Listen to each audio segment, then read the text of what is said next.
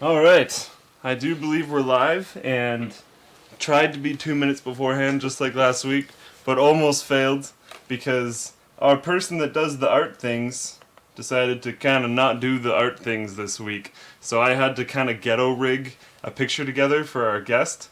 So if you look at the guest picture, it's actually the same one from last week.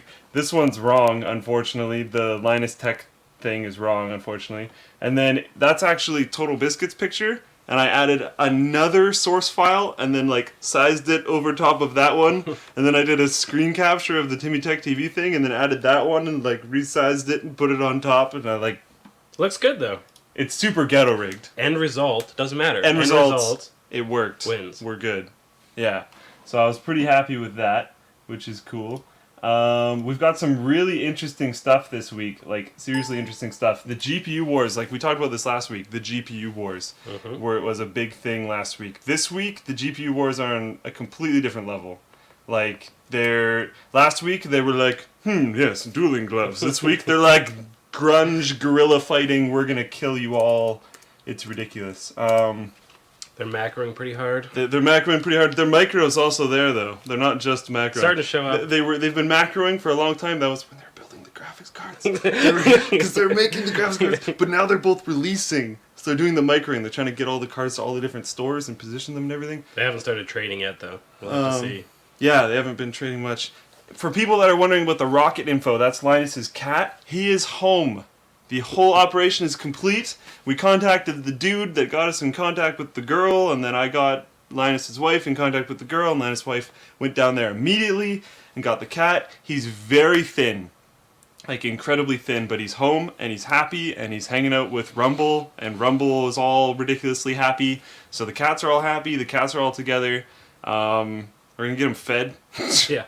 Apparently he's pretty skinny right now. So. Yeah, we're going to get him fed a lot, hopefully, so he can get some of that weight back, because he's at an probably unhealthy level of weight right now, which is not good. But the cat's back, the GPU wars are on, some dude that plays League of Legends leaked his girlfriend's photos on his Facebook. We're starting with that right away? No, we're not starting with that right away, I'm just doing the talking topics. My bad. So that you and I can scream about that later, because I'm assuming you're on the same team as me. Here, move a little closer to me. I feel like I'm dominating the... Hey, buddy. There we go. How's it going? Friend. And then Blizzard's dropping bombs. So I think those are our main topics. Really excited about that. The cat's back. GP wars are on. Blizzard's dropping bombs. And some jerk face posted his girlfriend's pictures on the Facebook. So we're going to run the intro and hope it works. And it didn't.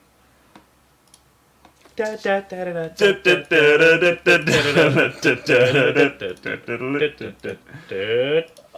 all right. I know why that didn't work too. It didn't work because it's trying to run off of something that it's no longer connected to, because Linus was running media files off the server instead of off the local computer. Which is like, I was trying to figure out why. But probably not the best idea. I should probably just went with it. There we go.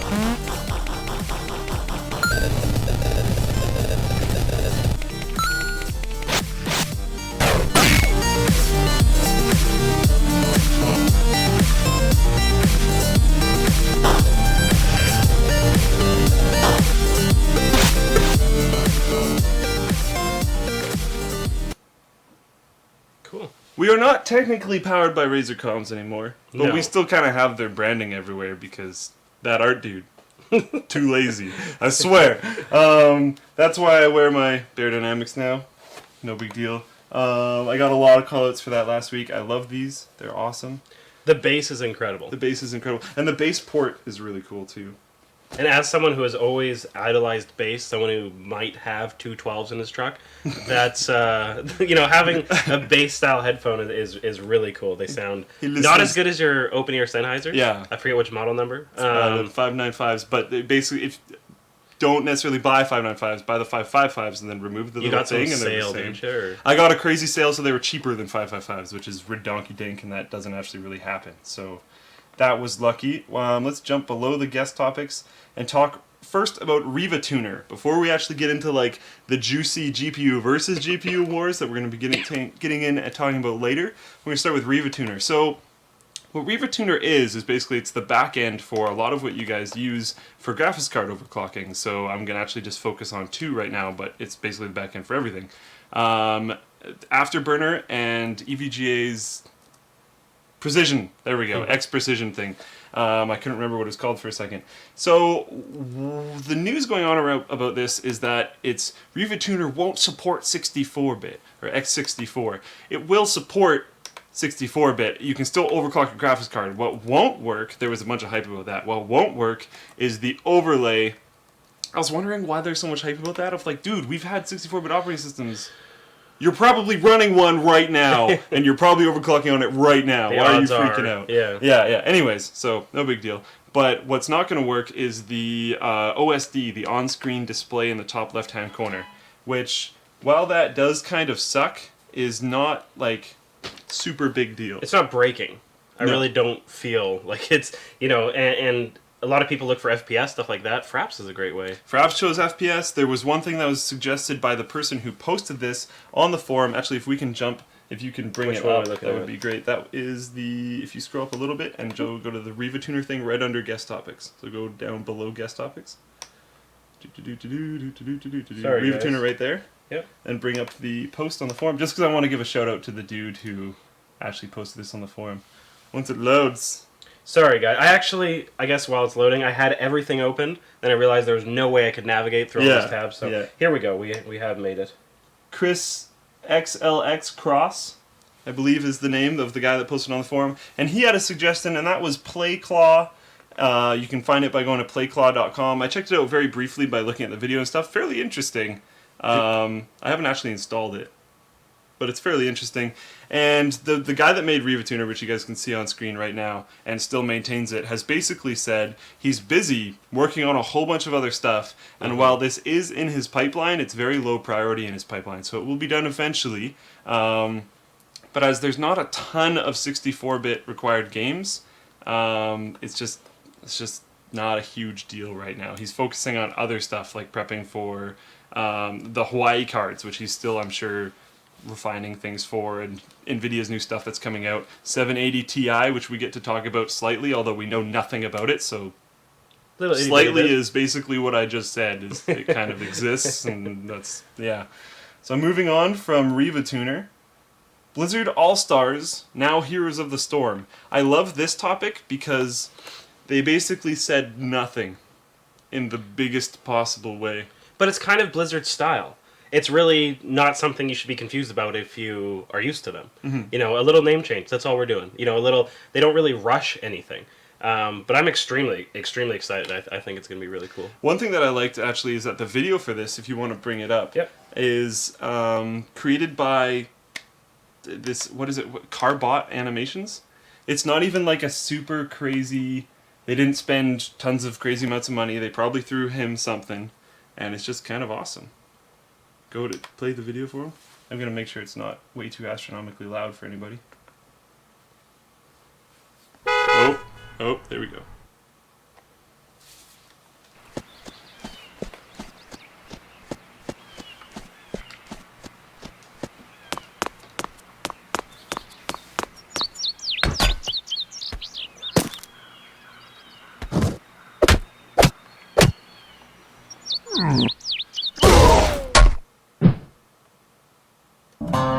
Now that'll do nicely.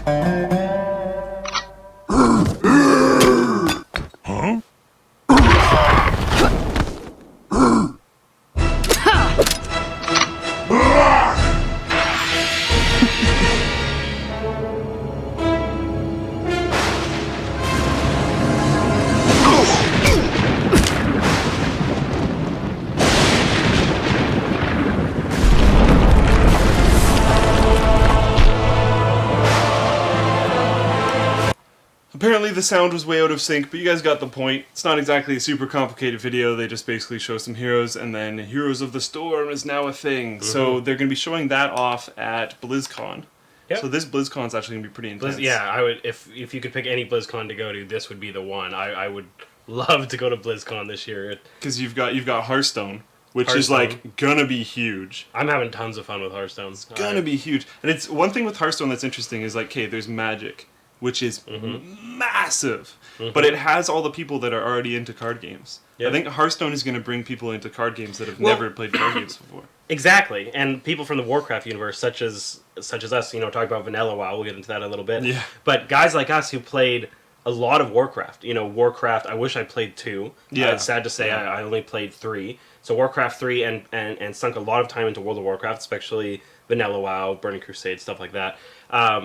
It really pulls us in, and I remember we were talking, the artwork is fantastic. Yep. As we're used to, and just being in the Blizzard universe, you're starting to read one of the novels. I'm 3 novels in right now. Vancouver, an event we went to that actually gave away Blizzard novels. Yeah. So read the first free one, ended up buying 2 more.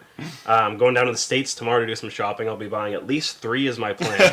So, the Warcraft universe is really, really cool. Really good lore. And it's like you said, it's pulling in the guys that have played card games before and the guys who haven't. The guys who are used to Magic and the guys who are used to Warcraft and who are in the Blizzard universe. Lots of money. Seriously. And then, it pulls in the Warcraft fans like us. We both really like the lore, and we've played the games, both versions kind of the game, the RTS and the MMO. And then you jump into the card game, and you're like, oh, everything's familiar, it's not scary. I'm putting down raid leaders and murlocs. This is fine. And then the people that are into card games, the names of the cards aren't very important. Exactly. Not at all. Pre-knowing Warcraft is not important at all. So jumping into Hearthstone is actually not difficult to do and quite easy. It's. I also find it much more noob-friendly than something like Magic. Because Magic is really deep and really complicated, and there's so many ridiculous layers of strategy, and of course there is with Hearthstone still, but the ease of entry and learning how to start, I don't find to be that difficult. Yeah. So that's basically all we really have for Blizzard All-Stars is there's a name. Yeah. Hooray! There's a name, and something we mentioned, it's the first time they've done anything except for StarCraft, Warcraft, or Diablo. Yeah. Even though they're pulling off the universe, we mentioned it's like that. a mixture. But it is a different game. You have to understand this is one of the biggest companies to exist that has essentially 3 titles that have all existed since the 90s. Well, one thing you could say that Warcraft 3 was a RTS and then they made an MMO, which is That's true. That's true. That is true. But then this is the first time they've had universe crossovers, as far as I know, other than joke stuff, which they've definitely had, but it was more under. That's such a good point. I've table never joke even. stuff. That's very obvious, but I've never made the mental connection. Because it happened so long ago. Yeah. And But it was definitely an RTS. Yeah. And definitely went to an MMO. It was one of the biggest possible changes they could have done. Yeah. But then it happened so long. What was it? 2004. I want to say. I think it was 2004 for Vanilla WoW. 2006 for Burning Crusade, or 2000? No. Burning Crusade was definitely later. 2007. I want to say 8. It was pre-2008. Was it pre-2008? Yeah. Because I know 2005 was the year I graduated, and we were definitely playing Warcraft then. And when I went to school, we were still playing Warcraft, and I was still rating MC and, BWL and all that kind of stuff. So, yeah, it must have been somewhere around 2008. 2000, maybe later, 2007. I'm pretty sure about that. Second.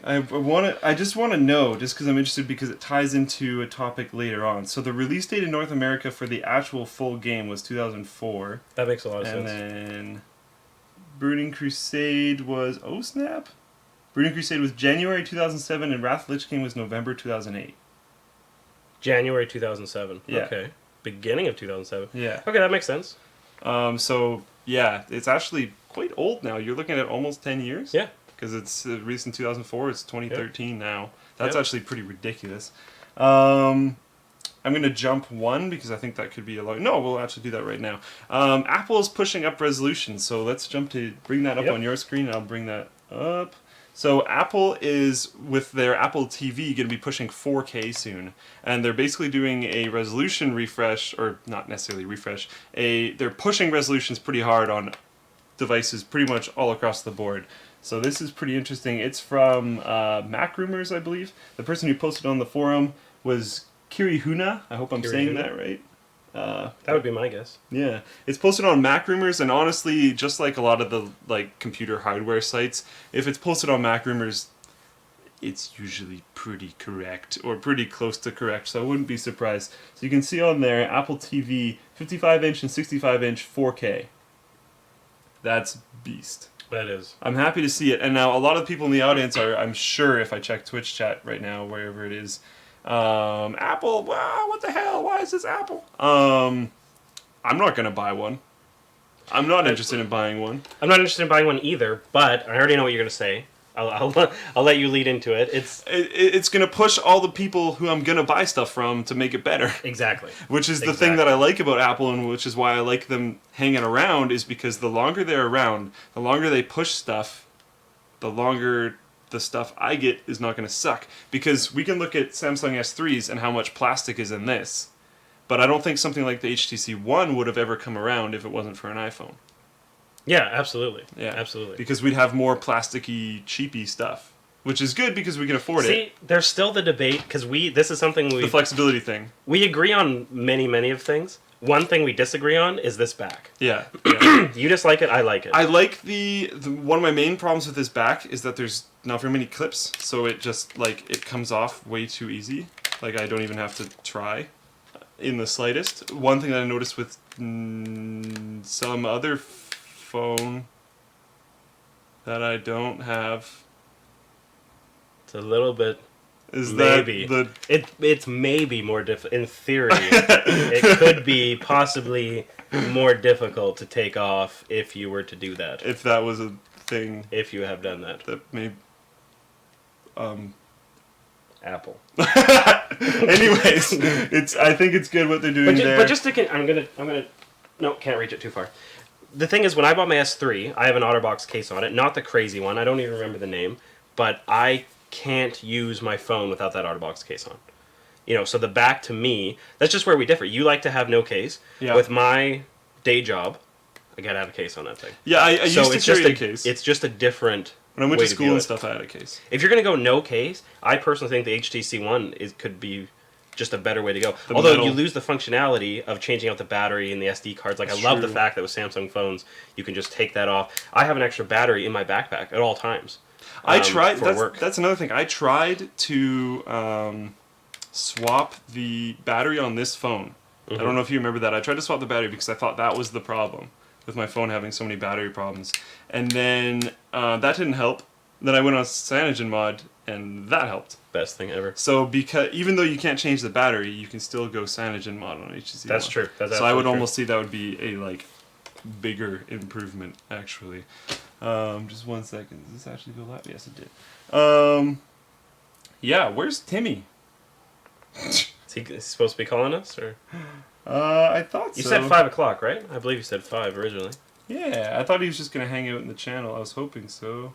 He's busy, man. Anyways, there's the shout out for Timmy, so he's hopefully coming back. But we are going to jump on to the next topic for now. Secure U.S. government numbers leaked on 4chan. It's like the scariest title I've read in so long. 4chan will never quit, man. It's just. So this is from Anime Wolf Kid, and the article is found on Daily Caller something. Yeah, dailycaller.com. And basically, numbers were leaked like a while ago and then leaked again recently. And the numbers include, this is a long list, so give me a second, the White House Situation Room, the direct line to the U.S. Department of State Operations Center Senior Watch Officer, that's the longest thing ever, the National Military Command Center at the Pentagon, the U.S. Strategic Command Bunker, the Campisi Alert Facility, the Operations Room for the National Airborne Operations Center, the Raven Rock Mountain Complex, the Active Control Room of the 91st Operations Group, the 740th Missile Squadron, and the Kirtland Underground Munitions Storage Complex. It's a lot of things. So the numbers were originally posted on September 13th, and they were reposted on October the 13th, and basically it's ridiculous. It's 4chan, so what they did is they called in and they asked about Battletoads. Because it's 4chan. What do you want them to do? What do you expect, really? Yeah, I was actually kind of. This is gonna sound bad. You shouldn't call the Pentagon. but when I read this and I was like, they asked for Battletoads, I was kind of happy because I was like, the internet's never really gonna change. We're always gonna want more Battletoads. Yeah. We're always gonna ask for more Battletoads. Battletoads will always be in demand. They will be. This is something we know. Yeah, one of my comments here is, I love how people received information like this and their knee-jerk reaction was to ask about Battletoads. Because that's like the first thing they do after they get it. It's like, oh, do you have Battletoads? It's like, what? There's no way. Anyways, that was pretty awesome. If you guys want to hear, I think there's 3 of the recordings were posted online on Giazzo or whatever. So if you want to hear those, if you check out the WAN show document, which will be in the description of this video after it is uploaded as an archive on YouTube, you can check that out. And in there, there's the 3 links to hear the recordings. 2 of them don't have the other line recorded.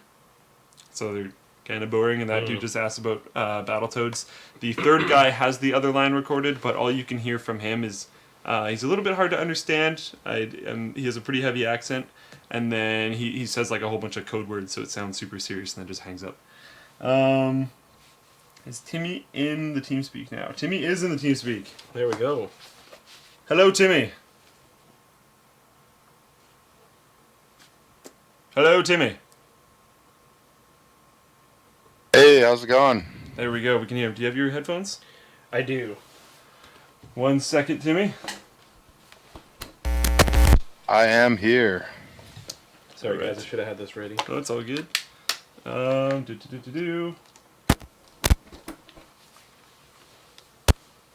right, Timmy. Do you want to introduce yourself? Tell people where they can find you. Tell them who you are, what you do, what's your YouTube, blah blah blah. So, I'm just a small YouTube channel. Do this as a hobby. It's TimmyTechTV up on YouTube. So, it's YouTube.com/TimmyTechTV. And mainly I'm trying to do unboxings of stuff and more from a user perspective, you know, rather than, I don't know, I guess the polish that you guys put on stuff. I just kind of do it as a hobby, and it's mostly stuff that I buy or that, you know, I build for people as a system builder, so. That's cool. Sorry, we were fooling around there a little bit. All right, so we're going to jump into our first topic, which Timmy chose, and that is the R9 290X launch has been postponed. Now, I found this pretty interesting because one of Timmy's tweets actually made it into the article, so make sure you bring up both there. We're going to jump to the laptop screen, and basically, as you can see right there, Timmy's tweet down there at the bottom, it's been delayed a whole bunch. What do you have to say about this? First, I'm famous, and I didn't even know it until I saw the link you posted there. But I think this is a game of one-upsmanship. I think that maybe AMD found out that Nvidia was hosting that event this weekend and decided to hold off. You know, this is a lot of leaks have come out about, you know, how it compares to the 780 when it's in quiet mode. Right. So I'm curious. I'm just kind of curious if they're going to want everybody to rerun against the 780 Ti before they release the embargo. That's not a bad point, because it's been really confusing from the reviewers' end, because like we get this card and they're like, yeah, here's your release date, and then right before the release date it's like, nope, don't do it. This is your new release. Nope, this is your new release date. It's like, what are you doing? Stop. Well, and I thought it was really interesting that they actually let the one stat come out, but nothing else. Yeah, the one stat going out, nothing else, and then they're gonna have a not necessarily hands-on, as in I don't know if people can use it, but they have that event coming up, the public event right by the Nvidia event that's going on right now. Like, that's ballsy.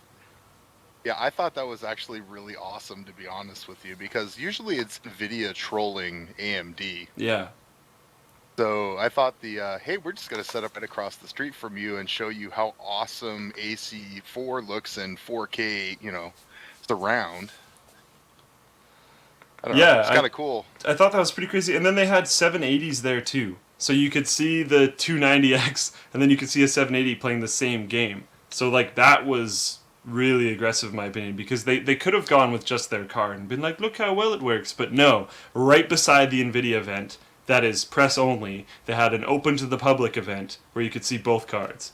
So like, they're doing this stuff behind doors, we'll do it right here. I think it's what Timmy said. They're just one-upping each other. Yeah. You know, to make another StarCraft analogy, because that's all I seem to do, you know, they're seeing their opponent take a third base, well, I'll take a fourth. I'll take a fifth. I'll do this. You know, I'm going to sit back a little bit. I'm going to grow stronger and stronger and stronger before we end up, you know, really getting into it and really start swinging at each other. But what a cool idea. Out to the public, here's theirs, here's ours.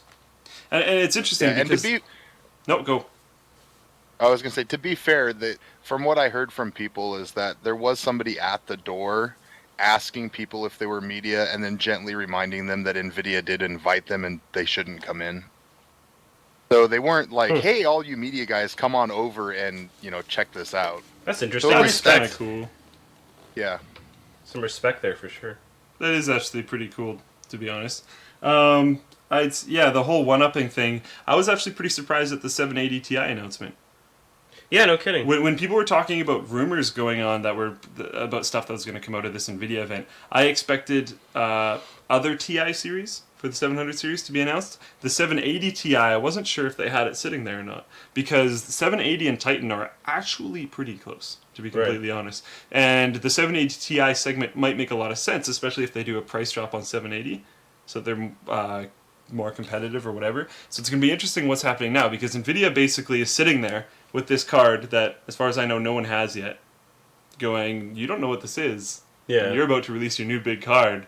What if this crushes you? Yeah. And it puts AMD in a pretty awkward spot, but then AMD responds by going, here, everybody try it, whatever. So it's going to be really interesting. The GPU wars were kind of dead there for a little while. If people watched our streams from back when we were in the garage, you could probably see the...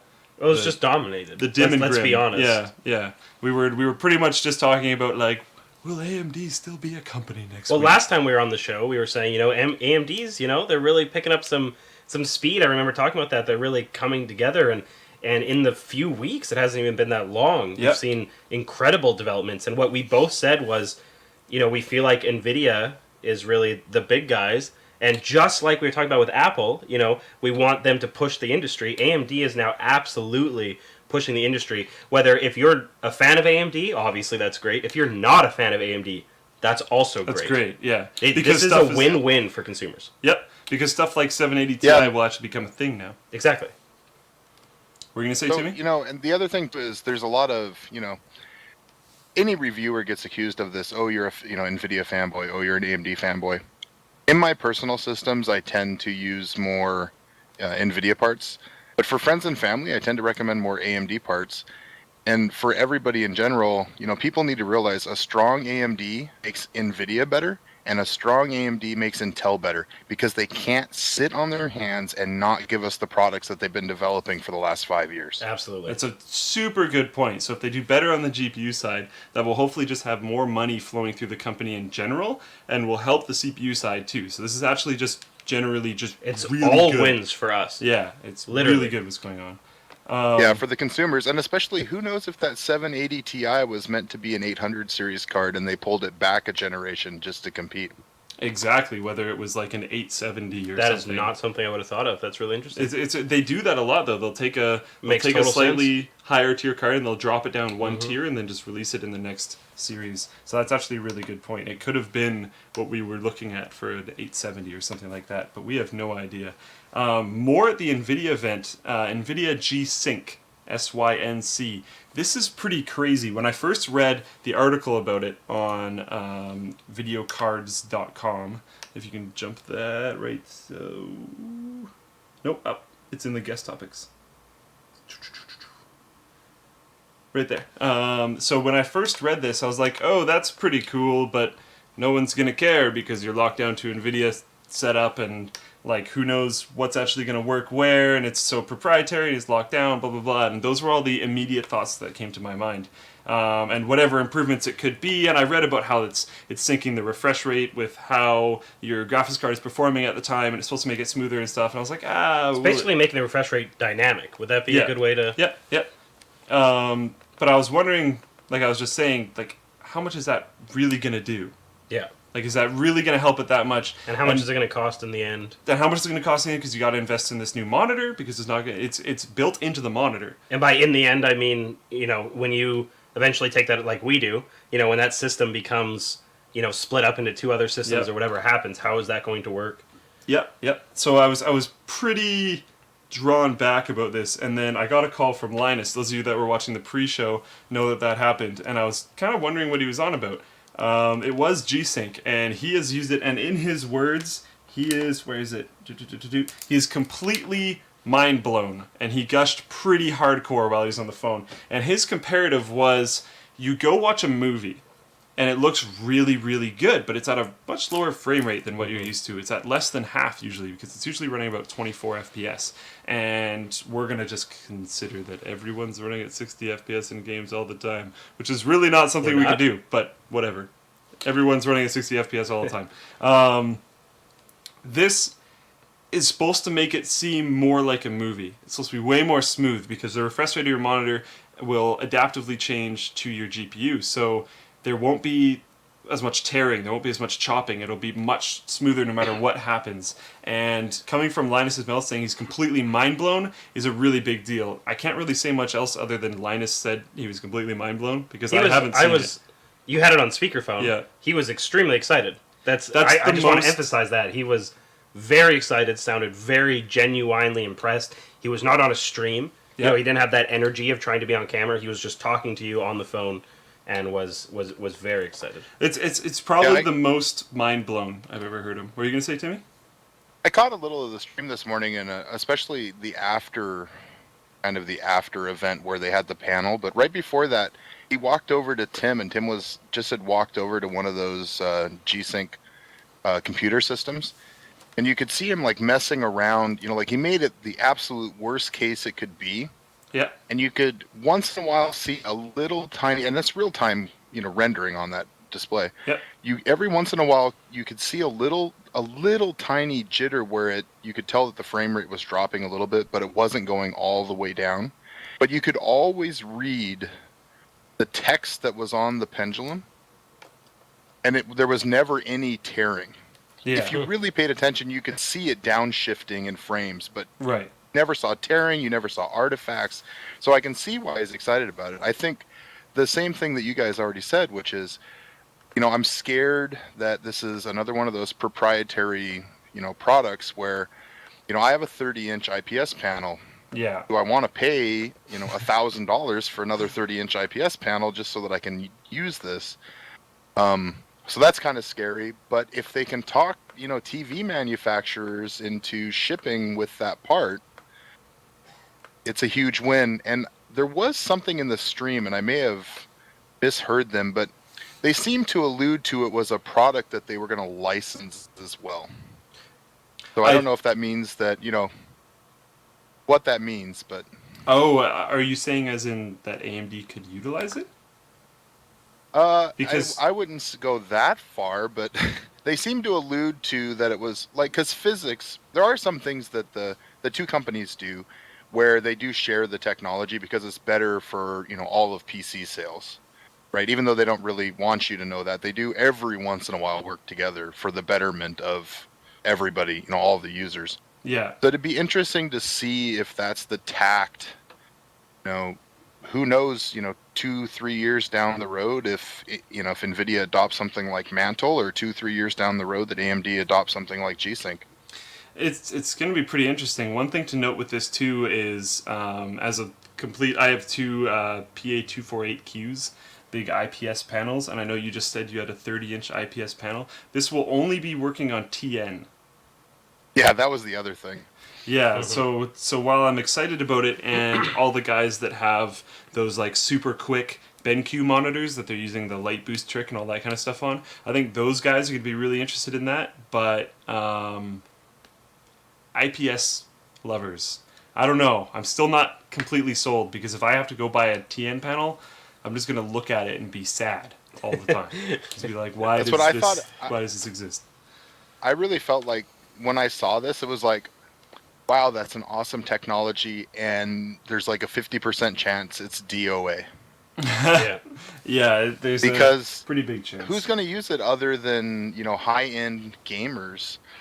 We'll see what else they can do with it. If they can work, because TVs, they may put this in TVs at some point, right? And if that is part of, like the whole streaming experience, right? So now you could stream to your TV and not just your Shield. Then it makes a lot of sense. But I think they're just going into the TN panels, honestly, to start there and get a footprint. And then I think you're going to see it. Yeah, I think you're going to see it distributed more widely at some point. But I'm wondering if there's some type of technical limitation, because there's actually quite a big difference between TN and IPS panels. Less of which between IPS and PLS. in my mind, just how it kind of works, because they are a lot faster. So I wonder if that's has something to do with the refresh rate switching. But maybe that's something they can fix in the end. They did say that they've been working on this for about 5 years. Yeah. Yeah, so that's actually quite interesting. It'll be really interesting to see what's going on with G-Sync. Hopefully we get a sample here so we can try it out and do some videos on it, because with our slow-mo camera, we could show comparisons between a G-Sync monitor and a non-G-Sync monitor in the same situations. Yeah, hopefully. I know there's a few games actually that I can make tear, because I know certain parts that are hard for it. Mm-hmm. So if I jump and turn in the right motion, I'll see it tear like crazy. So I'll try and show G-Sync comparative against that, and then just hopefully we get one so we can show it off, because that would be really cool. What happened to my power cable for my laptop? There it is. Sorry. We're probably going to jump into more topics than what's just in the guest topic list, but now we should jump up to Blizzard Free at last. So this is really interesting. So I think it was a joint venture between the company and the CEO and one other guy, which is kind of interesting, because the CEO and another dude paid in a whole bunch into this. But basically, put up on the forum by Ichando. We're going to jump onto that screen now. Blizzard is no longer under Vivendi. And this is really interesting, because one thing that Richard was actually talking about earlier is we were huge fans of Vanilla WoW and Burning Crusade and COD 4, which were all created before Vivendi owned Blizzard. Okay, are you ready? I'm ready. Go for gold. Those were the best games that were made. Vanilla WoW is so much better than any other WoW expansions that came out. Items, sets, should not be 4 pieces. I wear 4 pieces of clothing that are not a set that go together. Sets should be 8 pieces. Tier 0.5 is amazing. Tier 0.5 is what you get from going into 5-mans and some pieces you need from a 10-man dungeon that was called Ubers. You got a tier 0.5, and why you did that is because you went and got your tier 0.5 so that you could say to this guild that goes hardcore, that does work in 40-man raids and says, you know what? I'm a decent candidate for your guild because I have gathered my tier 0.5 gear, I know what I'm doing, and I'm getting myself into it. It's not all purple, because purple is supposed to be rare, and things that are rare means not everyone has them. I know video games are trying to teach kids differently these days, but rare means scarce, not extraordinarily common. Which games are kind of... Sorry, Timmy, I'm kind of going on a bit of a rant here. But Vanilla WoW and 40-man raids, the way that loot was done, the difficulty was insane. People used to go against MC for weeks before, you could finish Molten Core. And BWL, oh my goodness, the dragons in there, the coordination of the very... I'm embarrassing myself because I don't remember the very first dragon, but the coordination of the fight, the hunters literally running around the outside, pulling dragons with them, adds, and everyone was in different locations. The difficulty is... The very first boss. The very first... You just walk in the door, and they're like, here you go. Maybe in a month you will practice enough to get this done, because you cannot just walk through the door, press 3 macros, be on your second monitor watching YouTube, and still win. It doesn't work like that anymore. COD 4 is the best Call of Duty ever made.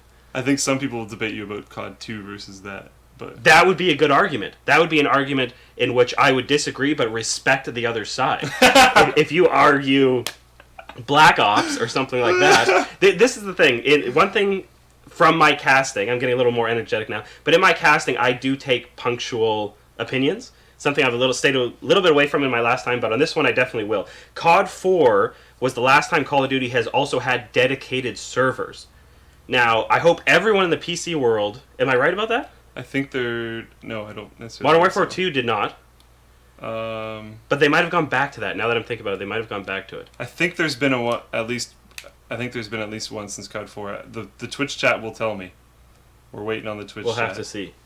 OG Black Ops did, yeah, I remember that. Yeah, I was going to say, yeah. Black Ops 2. Sorry, my problem is I Black fell Ops off the 2 boat, does. and I did not. Yeah. But they they changed it over from dedicated servers to Modern Warfare 2, had the same matchmaking Xbox, terrible, that was really feels bad, can't customize the game, has bad hosting, has so many more limits. I know we used to play on one server in COD 4 specifically where you could take a helicopter down with a single bullet because they just didn't want the helicopter in the game.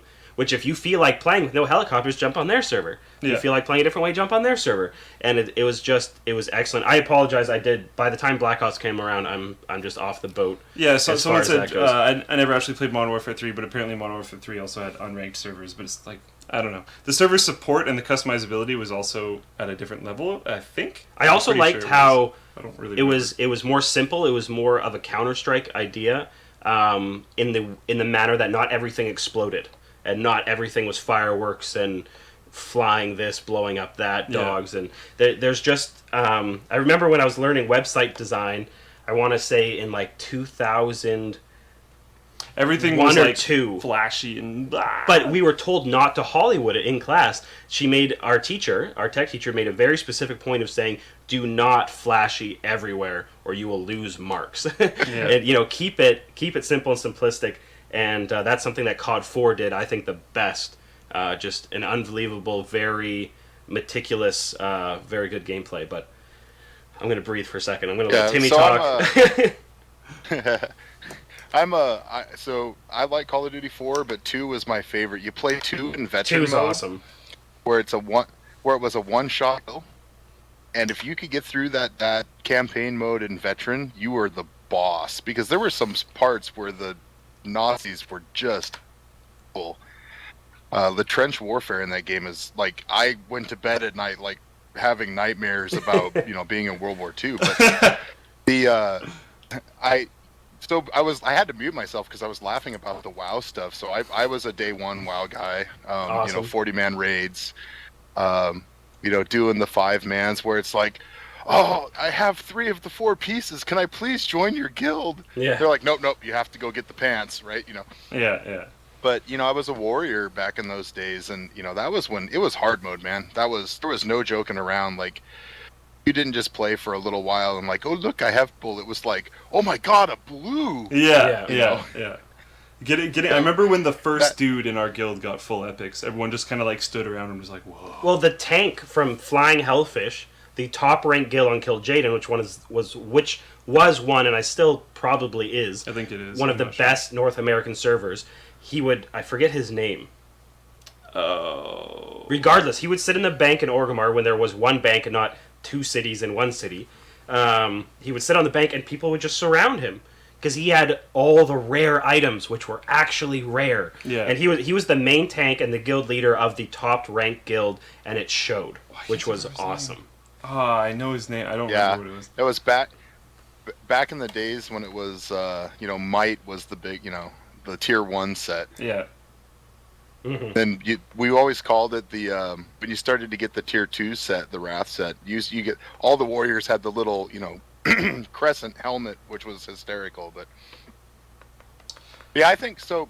Back on topic, away from WoW, I guess. Yes, good idea. I'm really excited about the fact that they see what's happening, the corruption that's happening to their company, because when this is like Bungie is no longer a part of Microsoft, right? Yeah. This is what happens when you have a game studio above you that their only goal is to make money off of you, right? So you saw before where it may have taken Blizzard 10 years to release something. Like, they were working on World of Warcraft for as long as I can remember. Yep. So I feel like even though they took forever on like Diablo 3, that they would have never in that like micro transaction system if it had been just Blizzard. Yep. Right? That, to me, the whole auction house, you could use real money to buy things in the game, was the most ridiculous thing I'd ever seen. Because I played that game for like 10 minutes. It was like, I'm done. If I can buy it with real money, it's not a real game. Yeah. Yeah. That drives me crazy as well. But I still remember the heyday of, like when the original StarCraft came out.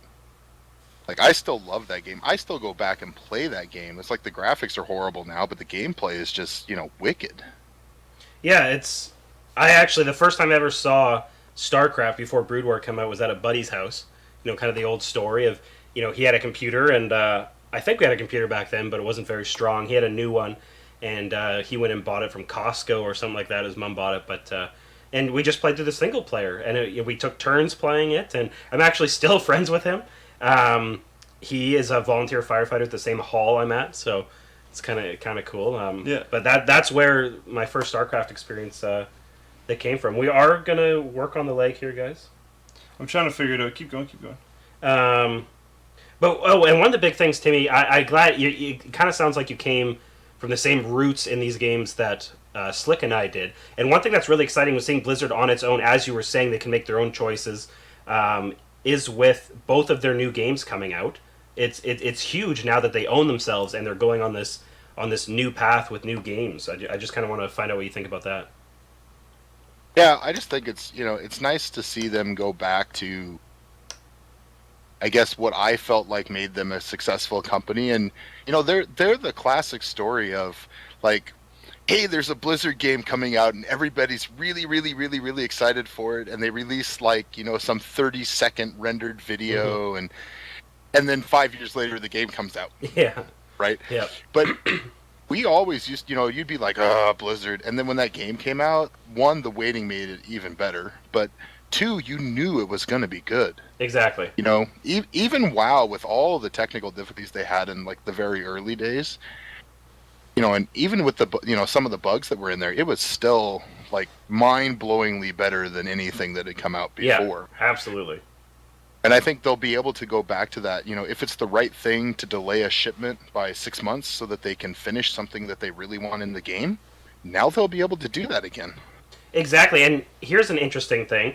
They're going to make a Warcraft movie. I'm not sure if you're aware of that. And I work in the film industry here in Vancouver. Vancouver is signed up. Vancouver is going to be making, well, not Vancouver is going to be making, but they're going to be making the Warcraft movie in Vancouver. Everyone I work with is very excited. To be completely honest, not many of them play games. The reason they're excited is there's a ton of movies being made in Vancouver. I took the day off to do this stream. I work a ton. And they are projecting that is going to absolutely, without a doubt, be, by a significant margin, the highest budgeted movie ever created in Canada, which is pretty big. They call Vancouver or California North. I think maybe we're third now, but I believe we're second in North America for producing movies and TV shows. So everyone's really excited about that because the budget's going to be huge. And one thing that I was explaining to them is, if it is Blizzard running it, I'm not exactly sure. Maybe I hope they didn't sell the rights or something like that, but if it is Blizzard controlling it, they will delay this movie until they have decided it is perfection. Which, you know what? If it takes years, I'm okay with that. Because like you said, it will be amazing, and it will be worth it. Yep. I think we should probably stop talking about WoW now, because I think we've been talking about WoW for 15 minutes. The chat has renamed this the WoW Show. So. I think they've been renaming it the WoW Show for a little while. I think one of the editors at the Linus Media Group head office is uploading videos right now, which is, I think, maybe why we're lagging, for the people that are saying we're lagging.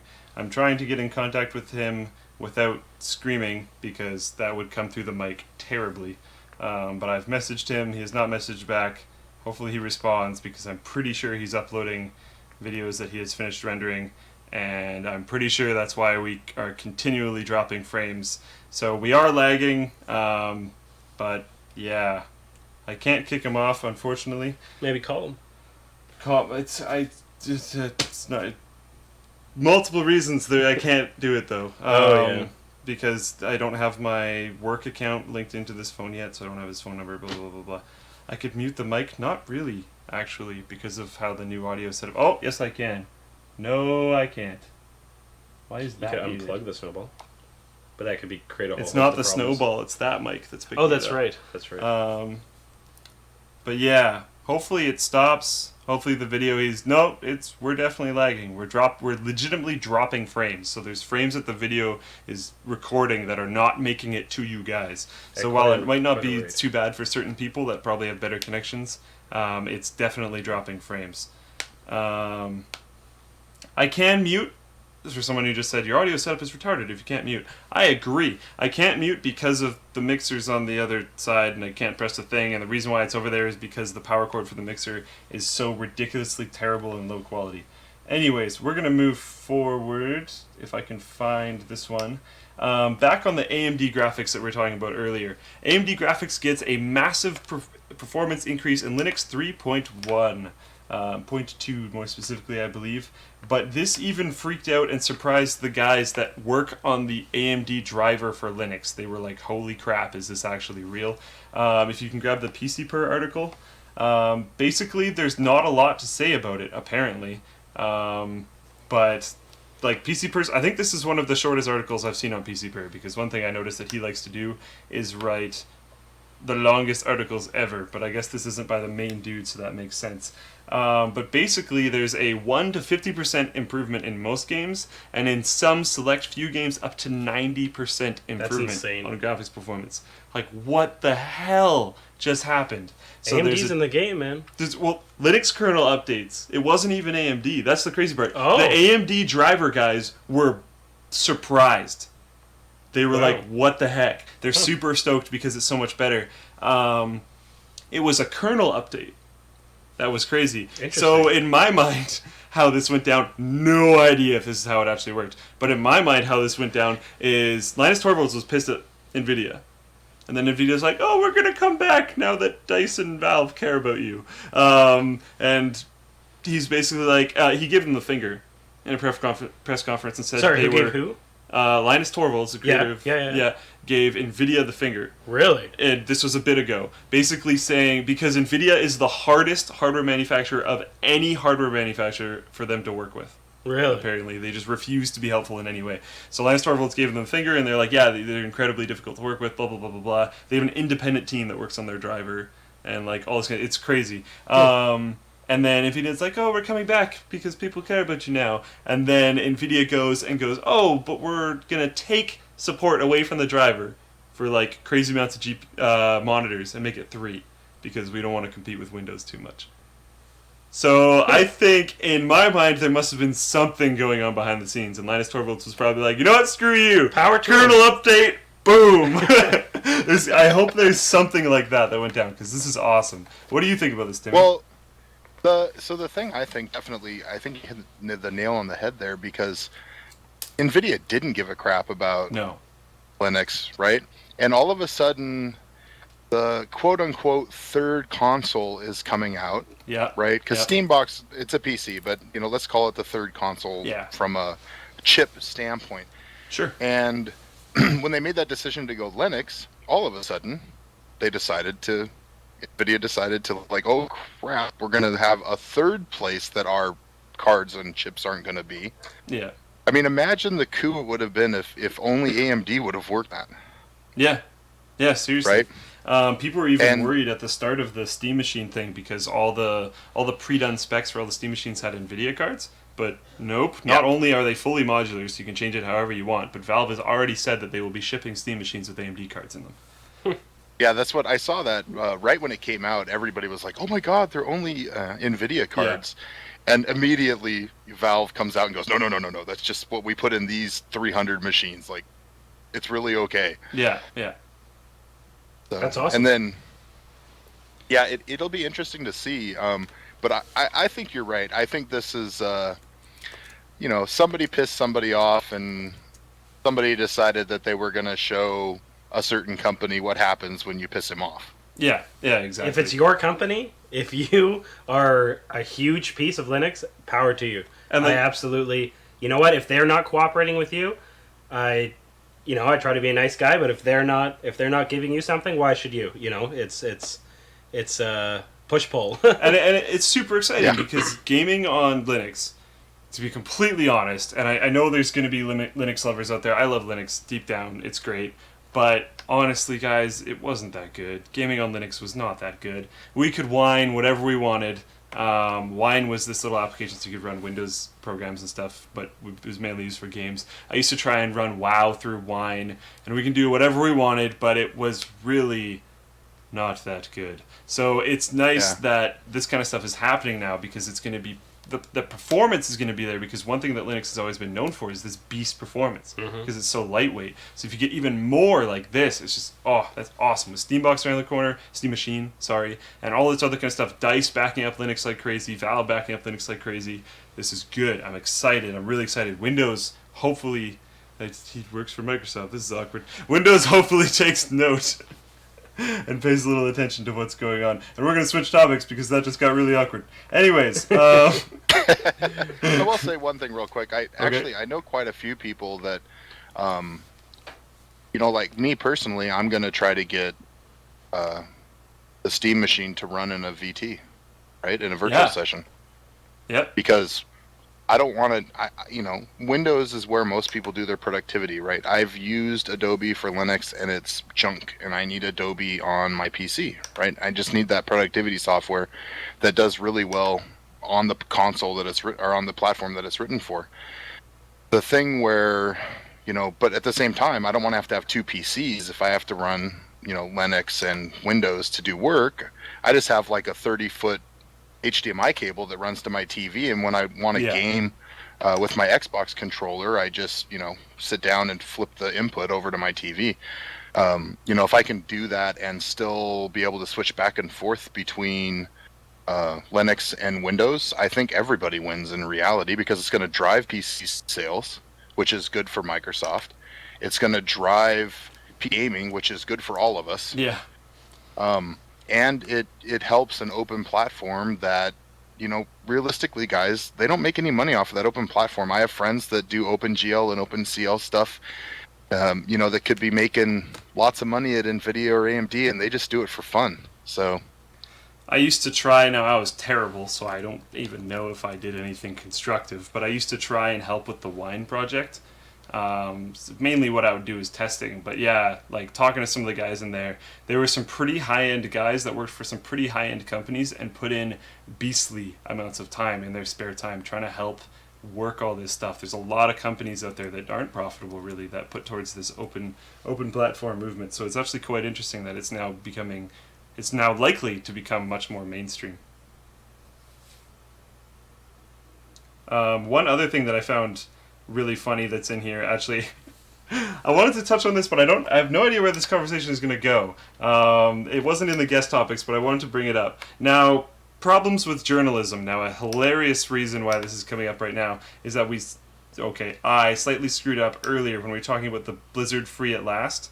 The title and what was in that post was a little bit confusing, so when I skimmed over it, I didn't properly read it. So it's more Activision that freed itself, not Blizzard specifically. It's more specifically Activision. Mm-hmm. So we're going to jump back to the next topic, which is hilariously the next topic, because it's about The Sun talking about Serif Industries, a company in Deus Ex, which made cybernetic implants. So if we jump to your screen, it's in the newspaper, and they're talking about cybernetic implants from Serif Industries. The best part is that it's printed on the thing in the picture, Serif. And if you Google it, it's very obviously from a game. But they start talking about Serif Industries. There's even...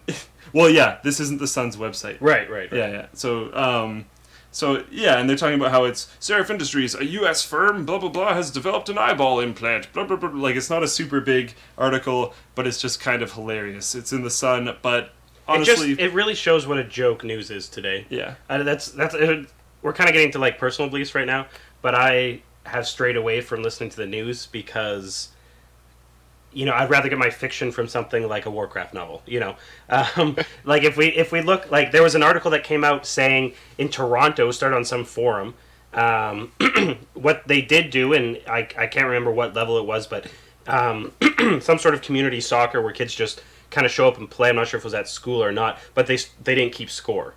That's totally cool. Oh, the no soccer. That's totally fine. And then an article came out saying on CBC, which if you live in Canada, that's kind of our government news network, saying that they took the ball away to make it, no one scores. It's like they're supposed to imagine that the ball is there. Not true, didn't happen, but someone wrote it on the internet and CBC said it was true. Another thing that happened, because Breaking Bad is really popular. I thought the CBC thing was an elaborate troll by CBC. Was it an elaborate troll? I heard they just reported it wrong. Either way. Because the if guys it was an that elaborate troll, it, CBC, you should not do that. You're You should not be trolling. Yeah. You are a nationwide news network. I agree. So if you are correct, shame on them still. There was another article that came right out of Vancouver. This was about 2 weeks ago. A RV was driving over one of the many bridges we have. It was on fire, and it was immediately reported on all the news networks that it was a meth lab on fire. Why? Because Breaking Bad just ended a week earlier. Guess what? Not a meth lab. Nothing to do with meth. They stole the gas. They stole gas. Not a meth lab. Because gas is like expensive and worth a lot. We are actually living in the most expensive city for gasoline or petrol. The lower mainland has all 10 of the most expensive cities to buy gas in North America. Yeah. It's like, thanks for the tax. But it's just expensive. It just goes to say that news these days, my goodness. Ridiculous. And like we screwed up, but I don't think we screwed up as bad as that. I don't know. Either way. I just thought that was actually pretty hilarious. I had something else to say. Oh yeah, the sun is apparently just a joke. In general. Like, I read the comments on this article, and it was just ridiculous. And I talked to some people from where it's actually published, and they said, yeah, that magazine's just ridiculous. But how do these things exist? Like, you go to the grocery store, and you always see them on the rack as you're leaving. And it's like, 2 aliens found in the desert, dissected, and we're going to die in 2 days. And it's like, how does that newspaper Even if you look, I'm going to switch back. Even if you look at this article that you can see pictured, it's talking something about its vehicle uses lasers, Google Maps, satellites, complex algorithms, and a tremendous amount of data, 750 megabytes per second, to navigate the road ahead. Well, and the next one is Star Trek Tricorder, so... Yeah. So, this whole article is... But how do how are they still around? I don't... There's so many things. But like the tabloidy magazines that you see in the marketplace that everyone knows are just completely bullshit. How is that still a thing? Miley Cyrus makes music. We'll never know. We'll never know how things work out. I don't even mind her song that much. The music video is just redonkulous. You know what? The song's not even bad. Segue. Until the chorus I don't like. Like the wrecking ball part, but the leading up, she's actually a talented singer, and there's an amazing clip that you can find. I won't go bring it up; you can go search for it yourself. But Miley Cyrus is a good-looking lady. Besides when she cuts her hair and sticks her tongue out and does all these crazy things, and there's a clip going. She says, "I love when I watch videos of a celebrity." She's saying this, and you go, "What? You know what? You used to be so beautiful. What did you do to yourself?" And you're just like, oh damn! You know the Rage comics where the face goes like way out of it? Yeah. That's what I want to do right now. Shots fired. All right, so now next topic, which again we do a topic, and then we talk about AMD. Then we do a topic, then we talk about AMD. So we're gonna talk about AMD again. AMD swings a profit in Q3 of $48 million. Now this might, if you're looking at like the scale of how big this company is, that might not seem that ridiculous. But they haven't been swinging profits for kind of a long time. So it's really nice to see them back in the game. We've seen a lot of news this week about them being back in the game. So it's kind of awesome to see them pulling a profit. Because the more they actually pull a profit, instead of losing all the millions ever, like they've been doing for a long time, they can actually start getting more money into that R&D. They can start getting more money into the CPU side, the GPU side, everything. I'm interested to see what Timmy thinks about this one. Yeah. Well, the first thing I think as a AMD stockholder is that good God, they lost 56 cents a share today. Yeah. So that's kind of, almost 14% down. This is one of those things where like everybody's like, oh my God, the world is ending, PCs are dying, right? Nobody's buying PCs anymore. But 10 years ago, how many people did you know that had a 5-year-old PC? Like almost nobody. Now, how many people, how many do you know that have a 5-year-old PC?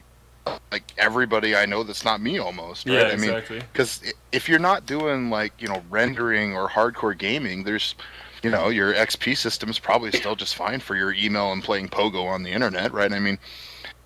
So I think the problem with analysts in this situation is that they're looking at like, where's the PC market in, 10 years?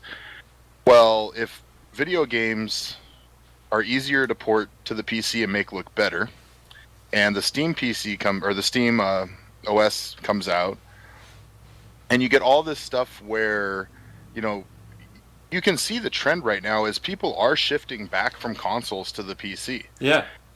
And I think, the fact that this is, I think I was reading one of the articles on this where they were saying it was like 2 quarters earlier than they thought that they were going to make a profit again. Yeah. Right. Yeah. So they were projecting like Q1 of next year to make a profit, basically when all the consoles start selling. Right. Yep. So I think some of this 48 million is because of the consoles that have already been made. Yeah, definitely. Right. I think that's some of it, but long term, I think, especially from the value that you get from their product, I don't think they're going away, and I think they're just going to keep kind of shifting to be more profitable. I think they're headed back in the right direction. And one thing that I want to segue out of what you just said, actually, is the whole thing with PC gaming not necessarily going away, it's just people aren't upgrading as fast, is the graphic that is on screen right now that was actually put up by Nvidia. I know we're talking about AMD right now, but who cares? We're fans of both.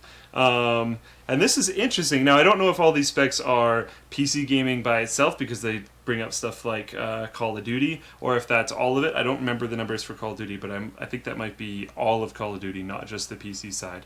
But they're showing, like, the 2013 Stanley Cup Final got 8.2 million viewers. The 2012 LOL Championship got 8.3 million viewers. Is that supposed to be the 2013 LOL Championship? It's Nvidia graphics. So what it says on the Nvidia graphic is the 2012 LOL Championship. 2013 was pretty recent. Yeah. So they might not have the numbers on that. I'm not. Well, actually, no, they probably do. Maybe Yeah. I'm not sure when. Either way, like a PC gaming tournament beat out the 2013 Stanley Cup Final. And League has only grown, so you would And imagine it's that probably only 2013 going to grow. is higher. Yeah. Yeah. So that's monstrous. And the Virtual good NFL sales more than NFL revenue. NFL is huge and an amazing industry in the States. If you don't know much about the NFL, you don't even have to know about sports. They actually run on a socialist ideal.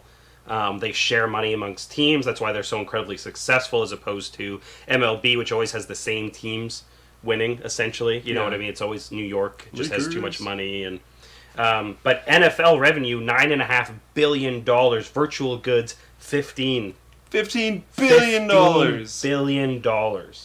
Just ridiculous. Unreal. Hours played, Q1 2013, 13.5 billion for just the top 20 games. Netflix was 4 billion. Yeah. Like, holy crap. That was the one that I was going to say, out of all of these, that was the number that made me go like, whoa. The 13.5 billion hours? Yeah. Yeah, that was Because everybody I know watches Netflix. Yeah, me too. And, like, we'll idle it quite often and just have it in the background or whatever. So, like, that's insane. So all the people that think PC gaming is dying, check out this little graphic. People jump on the dying boat so quickly. Yeah. I have never been on it. I have never thought PC game was dying truly, because we get a lot of the games that the console gamers get. You know, they make them for all titles. And we get so many games that are to our own. Like, we're going to jump back to it for a second, but I'm just doing it for the numbers. World of Warcraft's not mentioned on here. What is the revenue for that game over the past decade? Monstrous. Oh my goodness. I don't even want to throw a number because it'd be too small. Someone in the chat just said 13.5 billion hours. Filthy casuals. Yes, I do agree. You're navigating away and you're on screen. Sorry. It's okay. But yeah. So so PC gaming in my mind it hasn't necessarily died, but it did kind of dwindle for a bit. Xbox 360 and PS3 reigned pretty hard there for a while. It's true. But we're getting out of that swing, and PC gaming is back, baby. Unlike that guy, because he didn't really come back properly. But I think PC gaming came back properly. Mm-hmm. Well, and I think, if you eventually see, they have developer connects for PC, right? But you can't really play games with those. I think if you saw something like the Kinect come out for the PC as well, or the Steam Box or whatever, that you would see those casual gamers starting to say, why do I need a console when my PC can actually do everything I want it to do? Yeah, that's a really good point. And I think there's going to be... I think new things are going to drive a lot of hype for PC gaming as well. Like, we've seen stuff like Oculus Rift. I know that's definitely not as mass consumer friendly as, say, a Kinect. By mass consumer friendly, I mean the random people aren't going to go to a store and be like, oh, what should I buy for my kid? I'm going to buy him an Oculus Rift. I don't think that's going to happen quite yet because it's a little bit more hardcore. A Kinect you can put up in your room and it's a family room or whatever, and it's a very casual situation. So it's going to be open to more people that way. But if you're a gamer, a pretty hardcore gamer, and you've been on console for a while, but you liked PC in the past, and you want to try something new, you're probably going to go for PC and an Oculus Rift. Mm-hmm. So I do think, like, not necessarily just games, just big MMOs and stuff that can only be released on a PC are going to be what's going to drive stuff onto PC. Obviously, MOBAs right now is happening. Huge. Is helping. Everyone's making degrees. One. At PAX, yeah. You know, they must have been, 3 MOBAs? Strife, that really... League, Smite, Blizzard's new thing. What's the one with... Heroes of New Earth. There was one right beside us in PC. Ones. Yeah, the superhero one that had Axelaff and Axel Toss casting. Yeah. I can't even remember what it was called, which is... So it was like DC Heroes or something? Something. Yeah. I was just there to meet them and get their signature. I wasn't really sure what the MOBA was about, but I definitely wanted to meet both those guys. Apparently, me cracking my neck hurt people's ears. Oh, really? Sure as you, I've done a couple good pops. Oops. Probably both have. I just went, yeah. Oh, I just went for a go. Maybe... It might have been you, actually. Now, what we were talking about with the Oculus Rift and... oh, shoot. Help me for 1 second. Oculus Rift, PC... The Xbox. Kinect. Thank you. I don't know why that happened. We got there. But something I've said since the beginning of the Kinect and the Oculus Rift, I'm going to make myself unpopular for a second. Hopefully just for a second. But I am not hugely into that technology yet. But I'm extraordinarily excited to see where it's going to go. Version 2 or whatever. Yeah. I got an Oculus Rift coming. I have a dev kit. It should be coming this month. They're cool, don't get me wrong, but I'm not like, oh my god, all I want to do today is go play my Oculus. I'm not really there yet, and the Kinect isn't really... I am. A lot of people are. Oculus Rift. That's what I'm saying. I'm going to make myself a little bit unpopular. There might be some people who agree with me, and if you're on the boat right now, that's awesome. I support you. But I'm not necessarily totally jumping into the pool yet.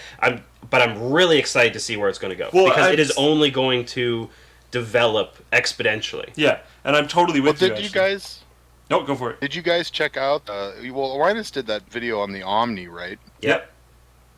That thing is cool. That's really cool. You know, the fact that you have, like, positioning and the Oculus Rift, and you can run and jump and turn, you know, with an actual... gun that's basically your controller that's using tracking to know where you're pointing. My only comment was, does it come in 3XL? But I'm with you, buddy. Yeah, no, actually, when we went to go test it, I don't know if you saw this footage, but I tried it out too, and it at that point in time was not in 3XL. If we can say, it was not tall enough, actually. My waist was too high and my feet were too big. So I had to go with, I think I was in my socks, or no, they found shoes that fit me if I wore them as if I was a rock climber. So my toes were like that in the end, which was terrible. And then it was too high, so I couldn't wear the belt. So I was trying to go around in the Omni while just like holding onto it with my hand to support myself. That's a different topic. I don't want to include that in what I was saying because that is really, if I could play that every day, I probably would. That's not something problems, though. Everyone can put in their living room. Exactly. Right? Yeah. It's one of the problems with that is it's too big, so it has it has the adaptation problem that Oculus Rift does, but in a different way. Oculus Rift is quite hardcore. Omni is still really hardcore, but at least you're open area, which automatically makes things a little bit more easy to adopt. But it's big and it's not really collapsible, so you need kind of a dedicated area for it to go, which is interesting. Someone wants to know what size your shoes are. What are they, 13s? 13. 13s? Yeah, they're not like monstrous, but when in like the kit that they brought to our meeting, they didn't have any in there yet. I'm like 99.9% sure you can get shoes big enough for me and bigger now, but they only had like 3 different kinds of shoes there. 13 is the they have sandals for Lions? Do they have sandals for Linus? I don't think they did, actually. I can't remember what they have built-in socks with sandals. Built-in. Wow, that's fantastic. Specially developed. Sebastian sandals, that's what they're called. He had Converse. They had Converse shoes for Linus, and Converse was like, wow, this isn't even a company anymore. Where do you find these? And I was like, wow, I'm not up on fashion, but you have no idea what you're talking about. Yeah, Converse is definitely definitely a thing. I was like, I don't often go out. You actually just don't go out at all. Like, jeez, man. Oh, jeez. Okay, so give me 1 sec, and I think we can jump into the other topic, unless one of you guys have more to say. I'm pretty good. All right, so Yeah, what do good we too. have now? Nexus 5 leaked on the Play Store. There isn't a ton of information about this, but it's back soon for the WAN show. Just the title.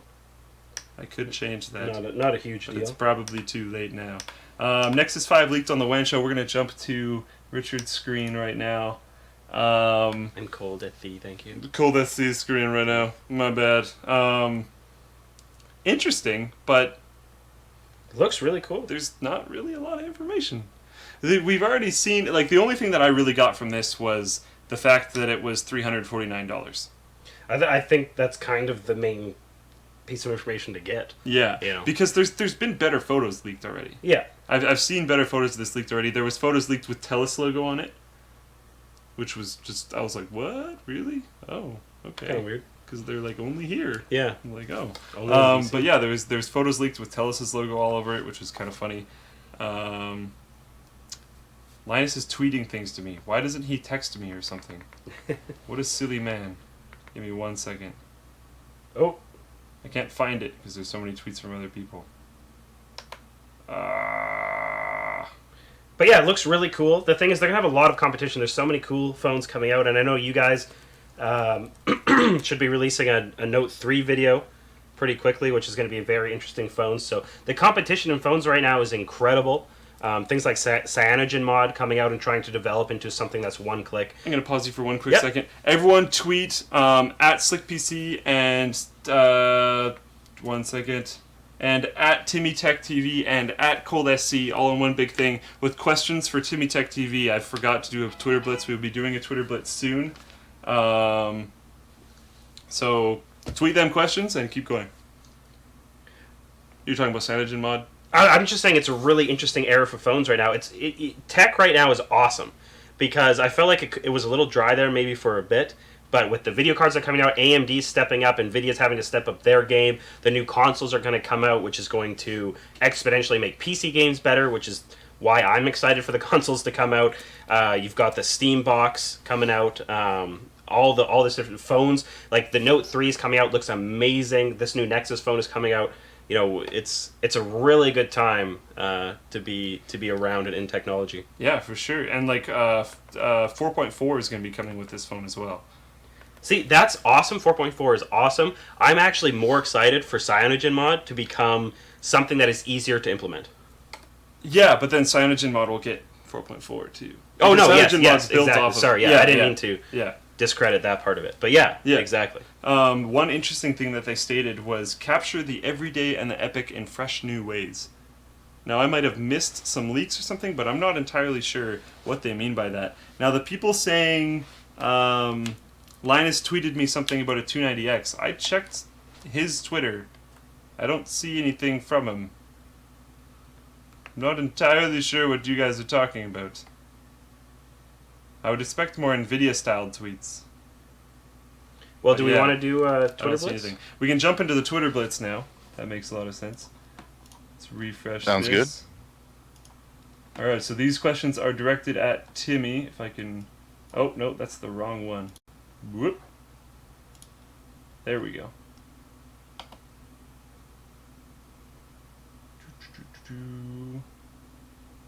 No idea. Oh, Don't jeez. play it.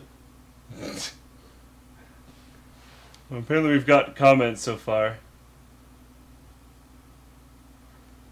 Best phone for under $450 unlocked. Other than the Nexus 5. I don't know the buyout prices. I'm not very good at that. I don't know the buyout prices either, actually. Yeah. I think the Mega might be around that price with the buyout because it's pretty cheap. So if you're looking for a big phone... Yeah, I actually held one the other day. It's insane. Personally, I think the Note 2 is a little too big. The Note 3 is a little bit smaller, which is awesome. The Mega This is monstrous. What? Like, it makes the Note 2 look like my S3.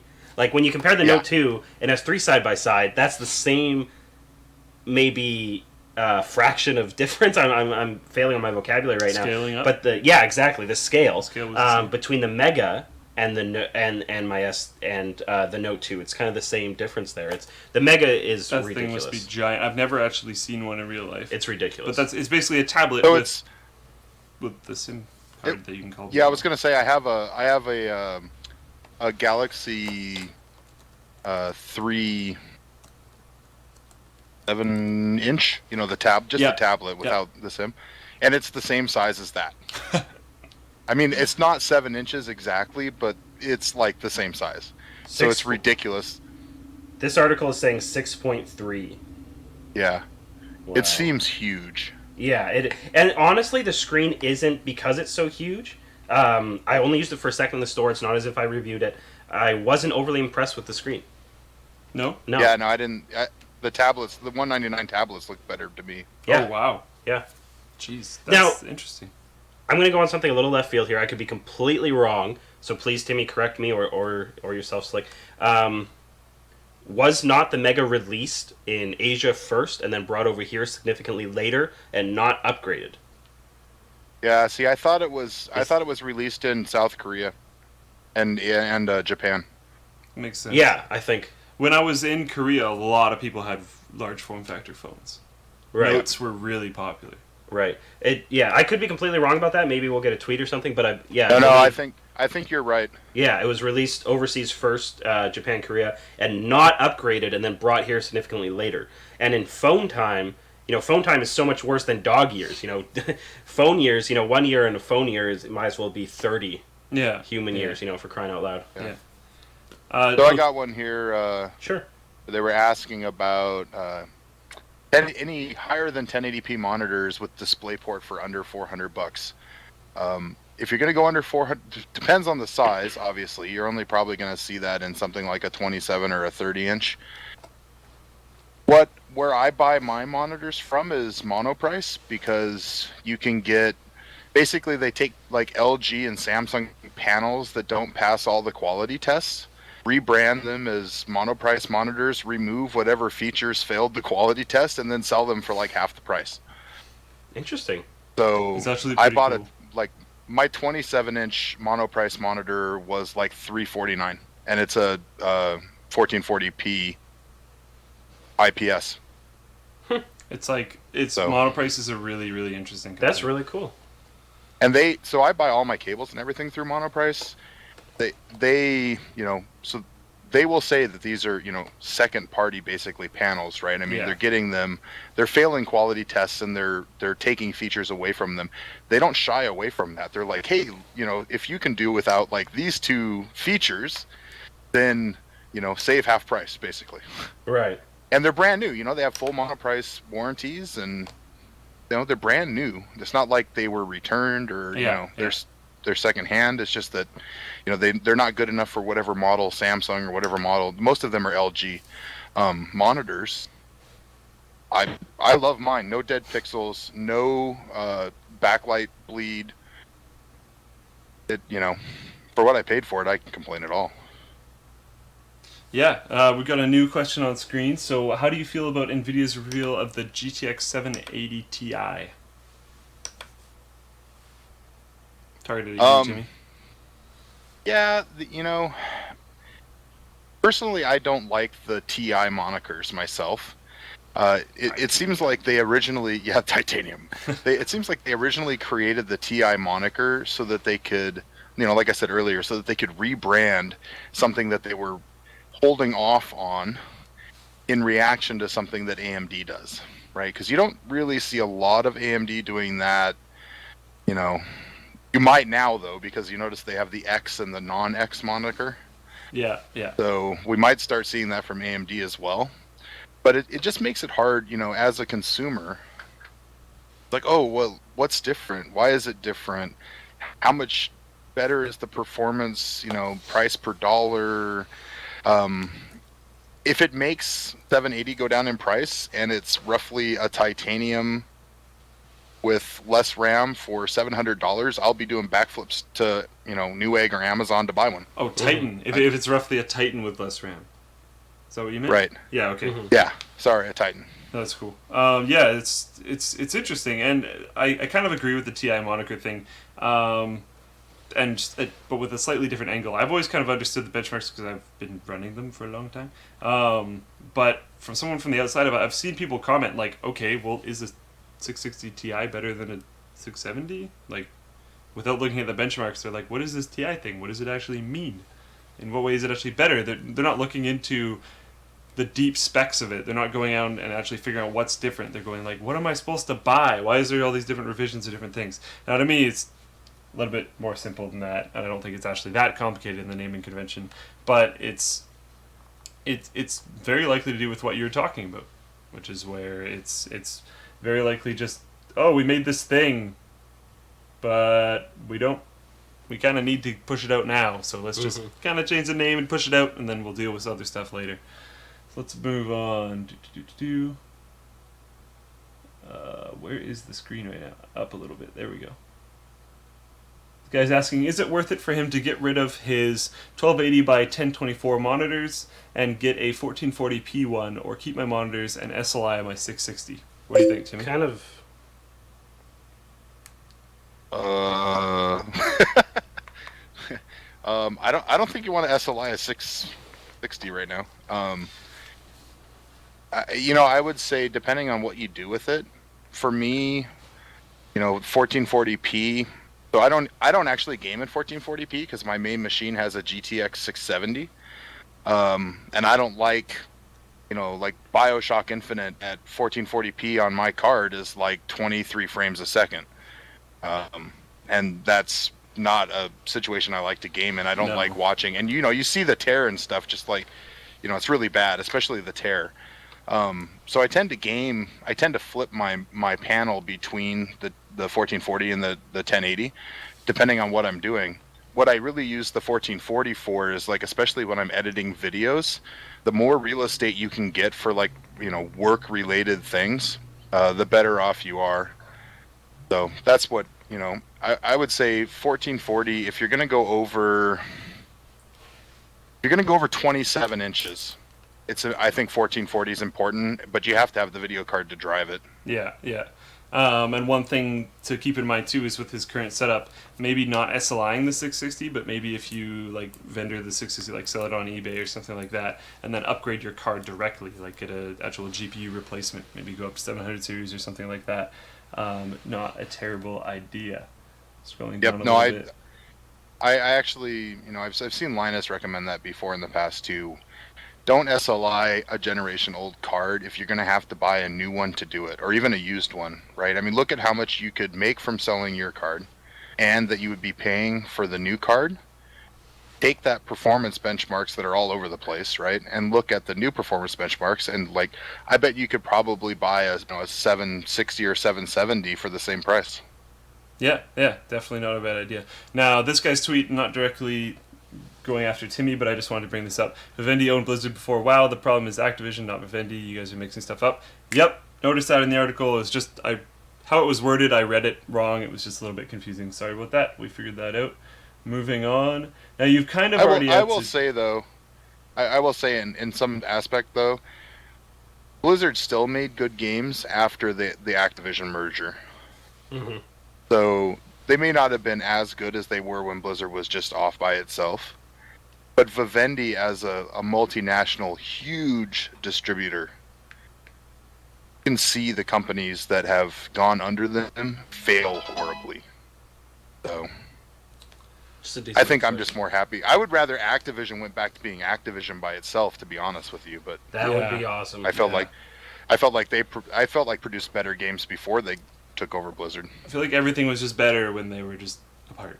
Now, we've got a tweet that's not on screen, but it says, with overclocking, could a regular 780 surpass a 780 Ti? It might be at the top. Oh. Who knows? Yeah, I was letting you take that one because I'm trying to have this Twitter blitz focused on you. But we know absolutely nothing about this card. We know it is a thing. We've seen It's a thing. So I guess here's what I would say: if you're doing 1080p gaming or 1440p gaming, could a 780 beat a Titan? They get pretty close in 1080p gaming because what you're getting with the Titan is that extra RAM, right? Yeah. More than anything. I mean, you get a few more CUDA cores and a little bit more of an overclock, but and an awesome name. Yeah, and an awesome name, exactly. Just saying. It's actually sorry. I was gonna say my joke a while ago was if the 290X is really the quote-unquote Titan killer, they should call it like Zeus or something because the Olympians killed the Titans, right? Yeah, that's really good. That would be awesome. I loved Greek mythology. Oh, they should have done that. That would be cool. Called the Zeus card? They should have done that. That would have been awesome. That was okay. They missed a huge possible marketing ploy with the not doing 9,000. The Titan killers, because everything would have been over 9,000. So they missed a huge over 9,000 marketing thing, and then they missed the Titan killers thing with Zeus. Man. The Titans were supposed to be more powerful. Jeez. Yeah. Excuse me. Sorry, guys. And then that would have just played in. Oh man, good point, Timmy. That would have played in so well. Someone saying Timmy was a good guest. If I can scroll up here a little bit. Sorry. Timmy is a good guest, subscribed, so that's cool. Cool. He went to PAX, so that automatically... He went to PAX and he enabled a large part of the team to go to PAX as well, which is really helpful. Dun, dun, dun, dun, dun. Yeah, somehow they escaped basement, though, when I wasn't paying attention, so... There's two questions here. One, how do you think AMD's true audio will compare to sound cards and onboard sound? I think an important thing to remember is true audio is only going to be on, I think it was the 260X and the 290X. Is that right? I don't remember the exact cards, but it's only it's only on 2 cards. It's not on all of them. So, gonna be better than on-board audio in my opinion, for sure.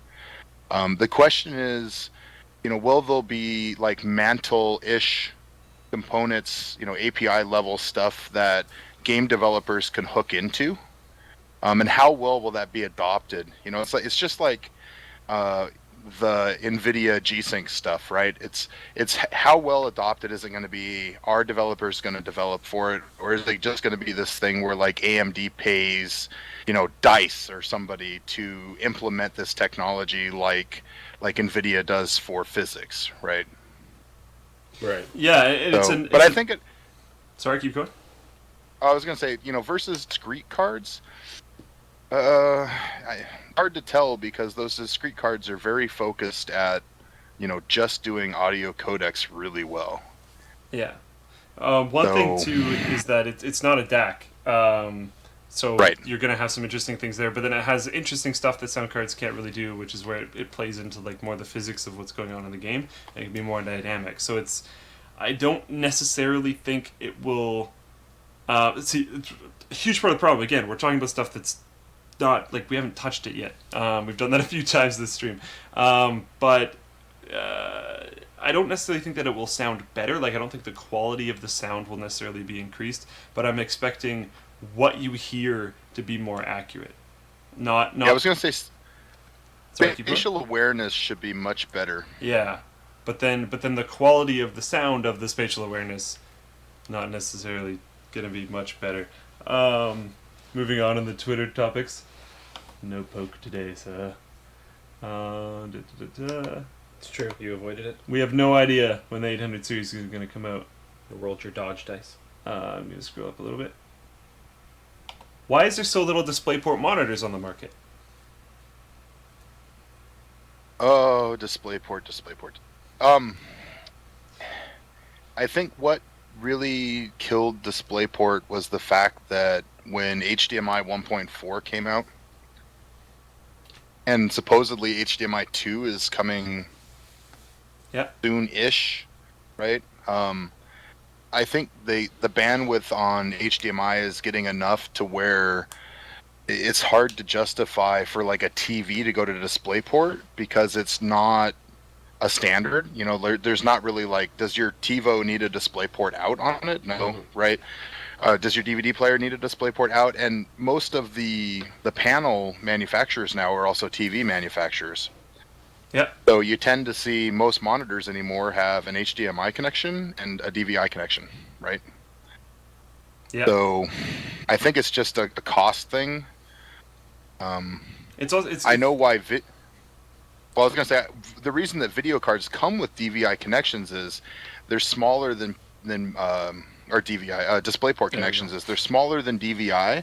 So if you want to fit 4 connections on the back of a video card, you're never going to do it with 4 DVI connections. So they had to go to a standard, right? They had to go to a standard that's smaller, but that you could put an adapter on that can go from DisplayPort to DVI and not have to worry about not being able to do like 1440. Yeah, and like you brought up, a lot of the manufacturers for monitors are also making TVs, so that's a really good, really big point. But to kind of play devil's advocate, DisplayPort's not super strong right now. I use it, but it's not very common. I like it a lot, actually. I love the connector. The connector is so solid.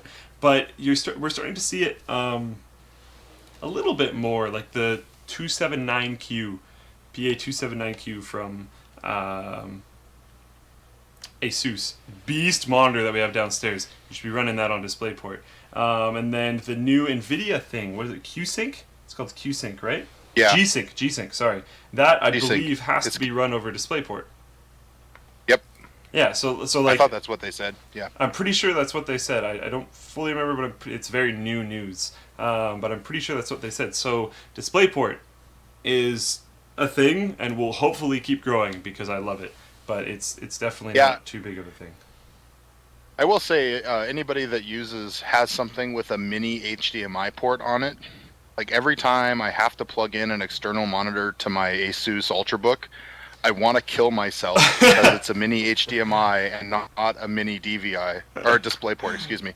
Because the mini DisplayPort, when you plug it in, it locks, right? Yeah. And you can't, it like stays solidly seated. The HDMI, you plug it in, and it's just like, I lose my connection if I if you move it all my laptop up, an eighth of an inch, So the connector is the big thing for me. I wish that, personally, my personal feelings is I wish HDMI would just die. And we could all go to DisplayPort so that we got actual connectors that locked in. It's aggressive, but I agree. You know what? Sometimes you gotta take a stance. Yeah. Just kill it off. Bring it out to the field. Give it to the farmer. Office Space, or am I showing my age? Office Space. Office Space. Take the photocopier out, play some good rap music. Yeah. Wear some crappy ties and yeah. Beat it up.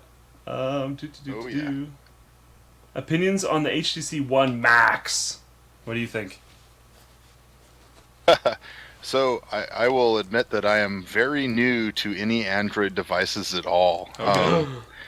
I know my main phone is actually an Apple 4S just because I'm not out of contract yet and I can't buy it. Hey, no, the Note 3. I actually went into the store the other day and I'm like, when does my contract come up? Because I have to buy a Note 3. Note 3s. They were like, 4 months, and I'm like, no, but, no. They'll usually let you out a month early for free just to get you back. Yeah. So maybe 3. But so the actual only Android device I own is my tablet.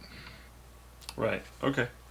We can move on from that then. I'm excited for the HTC One Max. I think the HTC One is a great phone. I've always liked HTC personally, and I really think with the One series, they're really hitting their stride, and I'm excited for it. There's my little answer. I love phones. That's one thing I'm definitely into. But Timmy, you were saying you want to wait for the Note 3. Man, I think the Note 3 is going to be possibly the best phone the planet has seen, and could be that for a while. The planet has ever seen. And obviously, Kate, because it's the newest phone, right? It gives a big advantage. But they really improved on some things. The Note 2 was a solid phone, but I really think they improved on quite a few things. Well, I'll obviously have to see once it's circulated and used how it goes. But just because it's big, the battery life is incredible. The S Pen features are great, so pretty excited. Yeah, no, I played with one and I love the thing. So yeah. Moving on, one quick thing that I'm going to cover really quickly and then we'll jump right off is $215 a good deal for a pair of Dynamic Custom One Pros. I got these for cheaper. I don't know, but mine were cheaper, so I don't think it's that spectacular. Moving on to one that I forgot to put in the WAN show doc, but I had seen this. Mike __ F, thank you for reminding me. Halo 3 free to play on Xbox Gold. That has become a thing. I think it was Bungie tweeted about it. Really? That's actually like That's pretty cool. that's pretty cool. You know, Mr. Mike _F tweets a lot. Actually, it's got a lot of good stuff. But that's Sweet. really that's really interesting. Halo 2 was the glory days for Halo with me. But, Yeah, me too. But Yeah, that's awesome. That's just random, really cool. Yeah, so if you have an Xbox and you have Xbox Gold, You feel like playing some Halo 3? go grab some Halo 3. It's free. So that's actually Well, the other thing too, I mean, keep in mind that Destiny is coming, Yep. Yep. and Halo 3 Ooh. was the last Halo game that Bungie Studios made. That Yes. actually, yeah, that makes Yep. so much. I didn't think about the Destiny's Yep. coming thing. That makes so much more sense. I watched Yeah. the trailer for that today. So it's like, hey, we're still here. Don't Yep. forget about us. We made this game that you guys liked. Yeah. A little bit of nostalgia. Go play it for a little bit so you remember us. So Yeah, you buy yeah. this new game. Bungie's a great studio. I'm really excited. Dongers will not be raised tonight. I'm gonna fly by that. Timmy, I'm looking hard at the EVGA Hadron Air. Any thoughts, input, or updates would be awesome. I'm So excited to hear this. I actually have one, Ooh. which I've completely dismantled. We don't. I can send you mine, but it's I took all the rivets out of it and took it apart. That would be better. So I'm actually sending it to get sandblasted and repainted. I like it so much. Oh, yeah. The only thing I'm really I'm kind of like Linus with cases sometimes, which is like, it doesn't have to be the prettiest thing in the world, but it really has to like be consistent. So there is some spots on it that, like, on the interior of the case is painted black, but some spots aren't, because in the next version that's coming out of the Hadron, there's a water reservoir there. Oh. So because there is a Hadron water one coming, there's some Interesting. photos out there on it. But the only thing that really scares me about it is the airflow. There's no filters on the case anywhere. So it's just going to be a dust magnet, which is why I actually took it all apart, so that I can put some fine mesh in it. Yep. And I'm also going to add a little bit of like a fan to the front. So it has 2 exhaust fans on the top, which you could flip around and make intake fans if you wanted to, which is actually what I would recommend, because you could flip them around, make them intake fans, even though it's not optimal, and then get like, a mesh filter put on top of them, and then put the top back on it. Yeah. And then at least you would have some kind of protection, and you would at that point you would have a pressure in the case that would push out all of the normally quote unquote intake holes, and so it wouldn't be as dusty. But I think, to be honest with you, even with its shortfalls, it's one of my favorite ITX cases I've ever seen. Should probably post that build log once he's done on the forum. Yeah, you should. Yeah, should, no, it's up there. Nice. It's like Hadron Teardown or something. I had a feeling I had maybe seen it before, but I wasn't entirely Yeah. sure. But that's So, awesome. but it is like the perfect size for an ITX case. Well, that's really interesting, because speaking of like Steam machines and all that kind of stuff coming out now, Yeah. I've been talking to you a little bit about how I'm thinking about doing a build refresh. What I want to do my build refresh for is Haswell E. Okay. So I get DDR4 Haswell E, and then I'm gonna aim around, because I'm aiming for that. I'm probably going to be going in on Maxwell, but then I don't know, maybe AMD will have some answer at that point in time, or Maxwell won't be that impressive, and then I'll get a 290X. We'll see how it goes, but I'm waiting for Haswell E. So whatever graphics card is winning at that point in time, I'll go with that. Okay. But that means I'm probably retiring my 2600K. Yeah. Because I'm moving to 2011. Now what I want to do is take a 2600K, go ITX, and build a Steam machine out of it. Because I'm so not done with that processor. I love that processor. So That would be cool. the Hadron case. Well, Because I wasn't Yep, sold on a that's- case yet. Yeah, just it's the airflow, the filtering is the only real issue I have with it. It's pretty slick little case, and it mods really easy. I mean, you can, like, if you just wanted to say take out the drive cage and Velcro in some SSDs or something, there's a few rivets you have to drill out, but they're all aluminum. Yeah, It goes yeah. fast. And that's probably what I would do, to be honest, because especially with the Steam Machine implementation, I'll have all my big games stored on my main computer, and I'll just stream them from my main computer. So I won't need a lot of storage. So I'll just have a smaller, it doesn't even have to be that big, especially with Linux, smaller SSD, and that's probably all I'll run. Yeah, and this is, I would say, if people are familiar with the Fractal 304, the Node 304, if you lay the Hadron on its side, it's wider, but it's not as tall. So it depends on where you're going to use it, I guess. Because I really like the Node 304 as well. Yeah, but it has the same problem. It has no airflow, right? I mean, it has some, but not much. Yeah, definitely. And just all this stuff with ITX getting big right now, it's awesome that they're getting into the market. And I think it was smart for them to start with this case. I think that was really smart because of all the ITX stuff going on right now. It's just brilliant. Dun, dun, dun, dun. Give me 1 second. I'm just going to find another tweet for us to go over. Timmy, remind people where they can find you. What's your Twitter handle? Oh, yes. So Twitter is @TechTV. You have a YouTube as well, right? Yes, the YouTube's is youtube.com/TimmyTechTV. And so you just call it his Twitter and his YouTube, right? Yep. So one thing I've noticed about Timmy's Twitter is that he actually replies to everything. I tried to do that as much as I possibly could when I first started my Twitter, but it's a little bit insane right now. So if you can I jump in on that? Yeah. Sorry, no. Finish your point. I apologize. I can't now. Because of the last show I went on, I almost doubled followers. I went up to 500 something, which is awesome. And I had a bunch of tweets saying like, "You did well," and and I want to reply to all of them, but I'm a little torn. I see every single one of them. I favorite most of them. I'm torn because I don't want to reply to every single one and say thank you. And then the next guy go on his Twitter and he has to go through ColdSC saying thank you 20 times, right? But I do try to reply. It's an interesting balance act, and I kind of want to ask Timmy how he does balance it, because I absolutely appreciate everyone who follows me, and if you tweet at me, I see it 100%.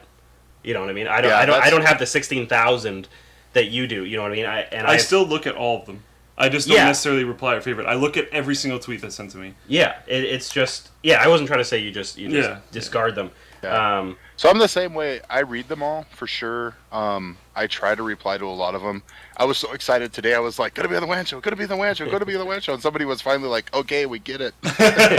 It's like, but this is where I was actually told somebody today. I wish that you instead, there's like the private feature, but I wish you could direct tweets at. So you could say like, don't show this in everybody's feed, but if absolutely. they come look at me, if they come look at my personal page, they would see it, but don't broadcast it to their personal page, right? Their feed. But let me reply to the person that just asked me. That would be awesome. Because I would freely respond so much more. It's one of the reasons why I stopped replying to everyone, because what I would do is I'd work all day and not check my Twitter. Mm-hmm.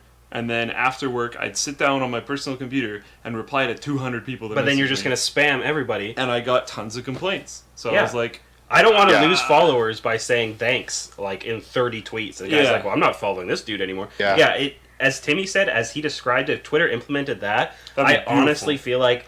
Because saying thank you takes 2 seconds to someone who's following you and sending you a tweet. And if you could just direct it at them, like he said, and not, that would be awesome. Twitter needs to implement that. Yep. I really think that would be, and not just for us three, for everyone. I feel like there'd be a lot more interaction if you could manage it that way. Not broadcast. I just wonder replies. I wonder if they don't do that because of their whole trending idea. They're probably trying. Yeah, to but grab let metrics. it trend. That's a good point. They can still grab trending metrics. Let Twitter see it. Yeah. Right? Just don't put it in people's feeds. I don't care if Twitter sees what I said. It could even show up under the trending topics thing. Me. Yeah, it could still trend up under. Right. Or even if somebody searched for Timmy Tech TV and all my replies came up, that would be okay. I just don't want to pollute people's feed. Exactly. Yeah, because you go to the home tab, you check out your feed, and it's just all one dude. Because I used to feel bad because I'd look at my home tab. And then I'd respond to 200 people, and then I'd look at my home tab again. I'm like, it's a whole bunch of me. And you want, at the same time, you want to make them feel appreciated, and you don't want to spam the crap out of stuff because I don't like that. I have followed people in the past that I've met in real life and unfollowed them a week later because when I go on Twitter, I don't want 40 of your updates on my screen. Yeah. Exactly. Exactly how Timmy described it. I could not agree more. I'd love to echo your opinion there. I'm going to jump off the Twitter Blitz for a sec here, and I'm going to jump to a topic that I'm going to try to keep my anger contained as much as I possibly can for. I know this man's going to have some trouble with it. Actually, hang on one sec. Sure. Somebody just replied that said it only broadcasts to feeds if someone is following the person you replied to. That's interesting. So if I reply back to I shouldn't have picked this guy's name because I'm going to say that'll reply to me, so everyone that's following me will also get that. Because I was just wondering in how he said that because you're replying to both, right? So I think when everyone messages Linus and myself, if I respond, I think everyone following and Linus the people gets mentioned. It. You only see Twitter replies in your main feed if you follow the original person and the people mentioned. So if I replied and the people mentioned. I think it's or the people mentioned sometime. Well, I don't know. Interesting. I'll have to play around with that. We can all tweet each other later and we're gonna have to figure. I would love to figure this out because I don't have that. Well, I do. Don't get me wrong. I have a bunch, but relatively, I don't have a ton, and I would love to reply to all these guys. Yeah, it would be interesting to see, like, so when you say reply, right? Yeah. So, like, say this Twitter Blitz. If I reply to somebody, and I'm just going to pick somebody at random here. Mm-hmm. If I delete your guys' Twitter handles, I wonder what happens. Yeah, try it because I follow you, so here. I should be able to. You should be able to tweet it, and once it's up, I can tell you if I see it or not. It would be good to know because it would make me less afraid to reply to everybody. Absolutely. Sorry guys for dealing with us, but this is all something we're discovering. It does not. I follow TimmyTech. It did not just come up in my home feed, and I went to his page and I saw it. So that must work. I used to get complaints. Maybe they changed something. I don't know. Yeah, it works. That's really cool. We're good awesome. to go. Virtual high five to Timmy. We figured. Yeah. Well, virtual high five to whoever pointed that out in the Twitter. A-Joy. Absolutely. A-Joy. You know what? Thanks, I think man. a couple people did. Alec Joy absolutely did. Big shout out to that man. That's cool. And he's a Radeon fan. A couple guys. Team Red, baby. Yeah. He's got it in his logo. Oh, anyways, he's a USC fan. By the looks of it as well. Let's move on to the next topic. This guy's awesome. This Alec Joy guy, he's getting some. Let's follow that man right there. Okay, let's move on to the next topic. This one is the League of Legends player that posted nudes of his girlfriend online, and then blamed her effectively. So what happened was he, quote, hacked, unquote, into her account. He probably just knowing the knew or password guessed the and password. typing it in is not hacking. So many people say that. Holy but cow. he probably just knew the password. Anyways. Using I forgot my password and logging into their email and doing it that way is also not not hacking. Yeah. Sorry. So he probably didn't actually hack it. Anyways, he went into her League of Legends account and lost 5 games. She's quite intensely into the game, so that is actually quite a big deal because I believe these were ranked games. Sometime later, very likely unrelated, even though it doesn't freaking matter, she went and played the League of Legends character Lee Sin. Played a character in a game. Oh no, that's horrible. Can I say a character in a game? Anyways, his response was that he was so enraged that he posted nude pictures of her that were shared only with him on his Facebook page, which is a public Facebook page, and he is a figure in the League of Legends community, so a lot of people saw it. He left them up for 3 days, I believe. Mm-hmm. He left them up for 3 days until a fellow League of Legends player, and I believe past StarCraft player, same person, correct? Destiny? Yes. Yeah. Past StarCraft player, current League of Legends player. He's not really a pro, he's more of a personality. Either way, threatened to release his personal information online. So, out of fear for his personal information being released, he took down his girlfriend's nudes, which is way more important. Is she like, still what the dating hell? him? So when I saw you link this thing, I had to go read about it because I was like chuckling to myself. So the first funny thing is, like, I went to his Facebook page and just kind of looked through the stuff real quick. My goodness. First of all, if you do some background on this guy, he's like highly regarded as one of the best non-pro players out there, right? The other thing you notice is the guy is kind of psycho. And a lot of people said that the girlfriend, quote unquote, that he'd been dating her, not very long, let's just say. So this is one of the problems where people play so many video games that I think just forget what real life consequences are. Yeah. They take everything in a game so personally. It's like your girlfriend breaks up with you. If you're a guy, you go to a strip club or get drunk or hang out with the guys. Or hit max level in an MMO. I played an incredible amount of Skyrim. Play 40 hours of Skyrim straight. But you kind of recede and then get over it and then you come on back to the next. Yeah. I don't. I think bad move. The thing I read on one of the articles about that today was that they've actually banned him from League of Legends and from Twitch. And from Twitch, yeah. So he kind of got decimated by two companies that I respect a lot more for this. One thing that was posted August 10th. This story's been around for a bit. If some people are wondering why we're just covering it now, the story has been around for a bit, but the information has been kind of scatterbrained, and we didn't really cover it now because it was just so messed up, and I was so unsure about so many things.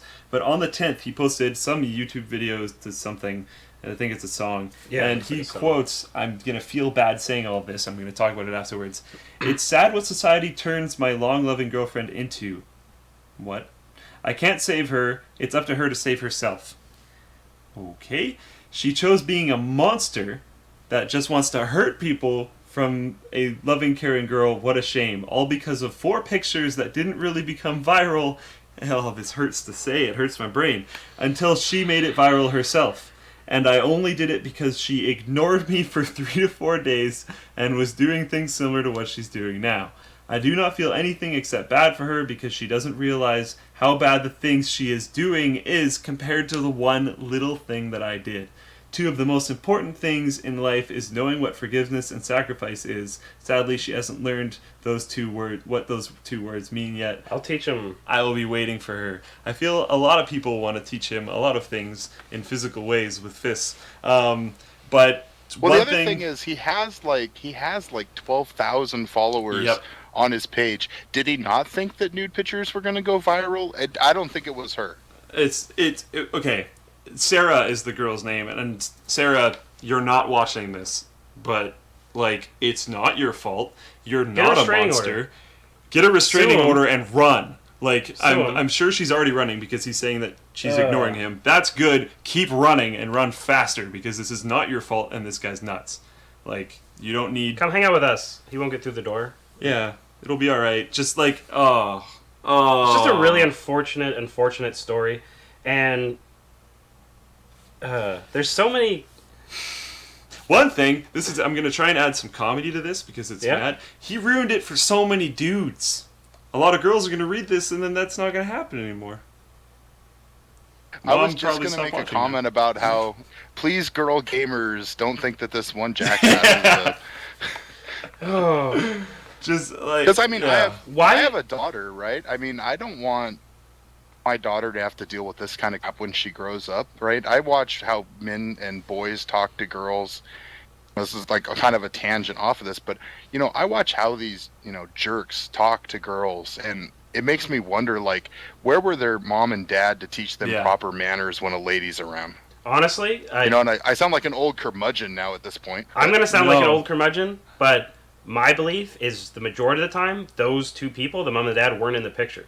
I can tell you Luke doesn't talk to girls like that. I can guarantee you he doesn't. I don't. It's unfortunately it's because of that, honestly, because they don't have an excellent father figure like I'm sure you are. It's just a sad fact, and it's really too bad that there's so many. League of Legends is so huge, and there seems like there's so many sub pros or B pros or whatever you want to call them, that drama, and the guy raising funds and was in a wheelchair who stood up during his stream and walked away. And there's just other ugly stories that's very saturated. It's really depressing when we're on this exceptional growth for the last about 2 years, let's say, of esports. It's really sad that these things come in and really just knock us back a couple steps. You know? Yeah. Well, and I feel like a lot of these, but let's be honest, most of the people that are in esports, I'm generalizing here vastly, but most of the people that are, in esports didn't play other sports, right? That's true. Like playing Little League and playing high school football, like you learn to lose, Yep. you learn to hate it, but you learn how to be a good sportsman, and you learn how not to lose next time. And how to be on a team. Right. Right, and how to be on a team. And I think, a lot of these things with, like these League of Legends, especially like if you don't know the people you're playing with, you can be a jerk because you're like, whatever, I'll just find other people to play with and, screw you guys and, all this stuff. But, I've never, even like in all the time I was playing WoW and, you deal with the pugs and, this problem's been around a lot longer than I think it's been getting attention. If somebody's not good, try to help them be better instead of berating them. That's something that's kind of probably not going to change. I want to jet in there for a second. You guys probably noticed last time we were together, you were in my fire shirt. It's called Pay Call. It's basically voluntary. I won't get into the details of the difference. I had an interview for a promotion that I ended up receiving, which was cool. But I had a question that was, who are the 3 most unskilled firefighters in your hall? I've got a chief and a captain sitting there asking me this. That's an extremely difficult question, and I won't even get into what I answered. But the follow-up question, Timmy, what you said made me think of it, was how have you helped them improve? Yeah, mentoring's a big deal, where I work too. It's huge. And that's, how people grow in their careers where I work. Part of it is mentoring people that their skills aren't as good as yours, and part of it is being mentored by somebody that has better skills than you. Being able to be you have mentored. to be able to take right. And you have to be able to take the other part of it too is, you have to learn to be able to take feedback from people that are trying to be nice and not be a jerk back. Because I see that sometimes too, where, somebody will be like, hey, if you did this differently, maybe it would help you. And then the person's like, well, I know what I'm doing. You don't know anything, right? So you have to be able to listen to people too and say like, hey, that's a great idea. Maybe I'll try that next time. Yeah, absolutely. Yeah, like, and something else in here. Where is it? The confrontation between, I think, Destiny and XJ9 was recorded on Wednesday. I don't remember where you can find it, but you can find it. You can hear XJ9 trying to justify why he released the videos it's like a while in, I believe. And apparently he says, we literally said to each other, if I really hated you, the worst thing you could do is play Lee Sin. And that's what she did. Oh no. She probably didn't take that sentence in the same way you did. Even if you did? It probably wasn't actually the worst thing. Yeah. And just because someone does something bad to you doesn't mean you need to do it back. Yeah. It's a really depressing story. Most men have probably had a breakup where it ends in, I hate you, I never want to talk to you again. I'm just going to throw that out there. Yeah. So, I haven't, I find the whole yeah. story. I really find the whole story, like, if I was that guy's dad or what, I'd just be, like, smacking him upside the head. It's like, oh, my goodness. There would be problems. But again, that's the issue. I'm willing to bet the dad's not in the picture, at least not one like we have, or like you are. That's we kind of reiterate it here, but I believe that's the source of a lot of issues. Yep. I have twins. I have a boy and a girl, so that'll be interesting someday when well, it's funny because they hit each other because they're 2 and they don't know what they're doing. And, my daughter pushed down my son, and my son got back up and pushed down my daughter. And I was like, first I was like, told my daughter that that's not the right way to behave. But then I took my son aside and I was like, listen, buddy, you're going to get hit by girls in life and it's going to suck, but you do not touch them. Right? And he's like 2.5 and he's like, okay, Dad. I don't understand. I'm graining that in early though, because you treat women with respect. I know it may be sexist, but I don't care. It's the way that I'm going to raise my kids and the way that I was raised by my parents. So. All right, now something that I've been stalling for a little bit, actually, that we finally got to, is we have build logs of the week, and I don't think Whalers... Yep, click it.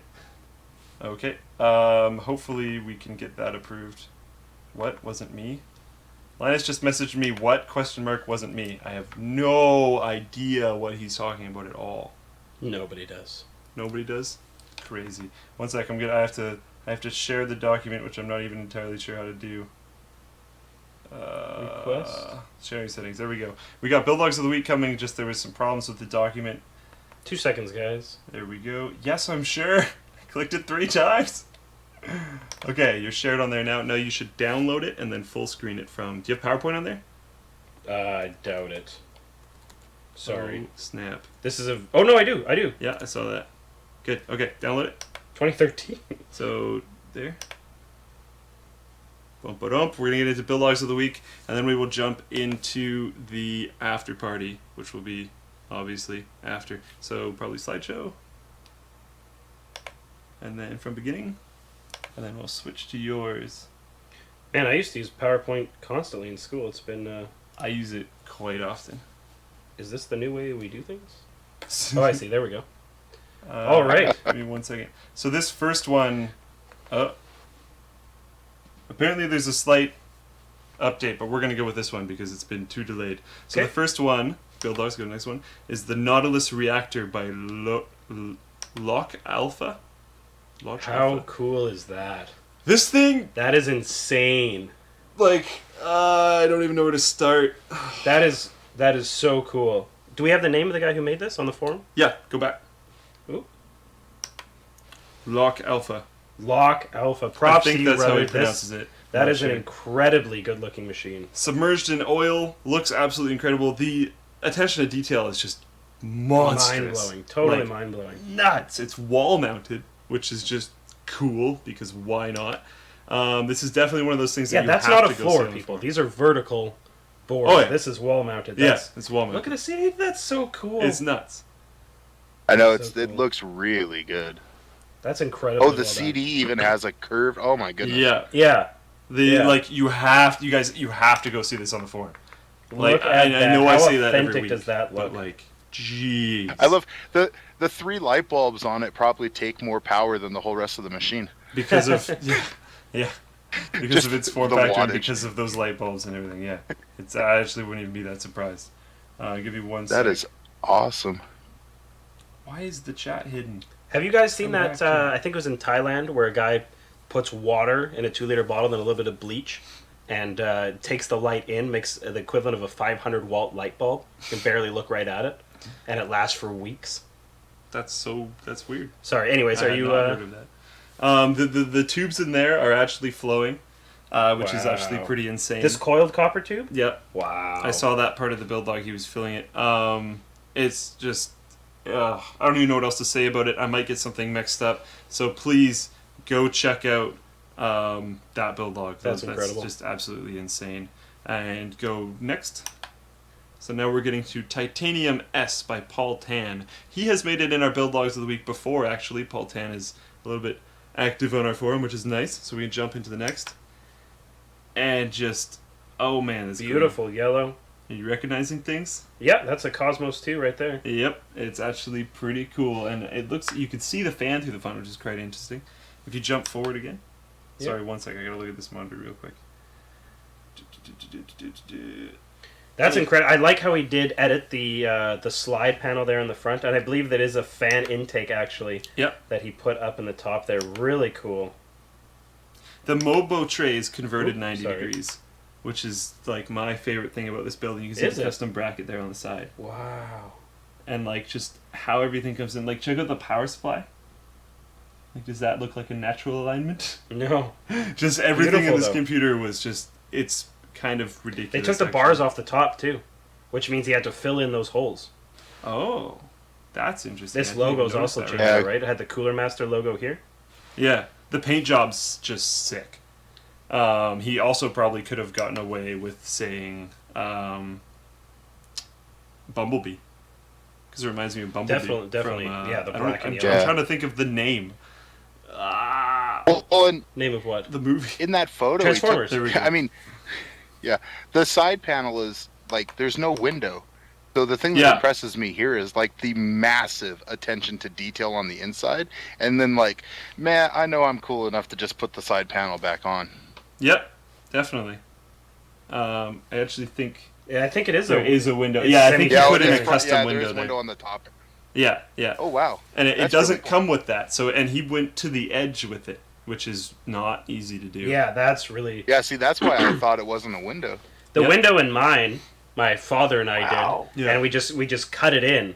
But it definitely don't go to the edge. Going to the edge completely changes the ball. Oh, game. completely. Actually, going past, it's going to be hard to see, and you can't actually see with my mouse in this view.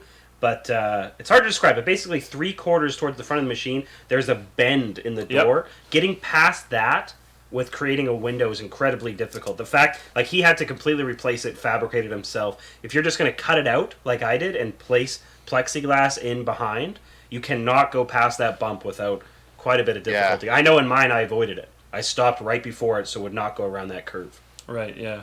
If we jump forward That again, is one thing wicked. I wanted to point out too is the piping.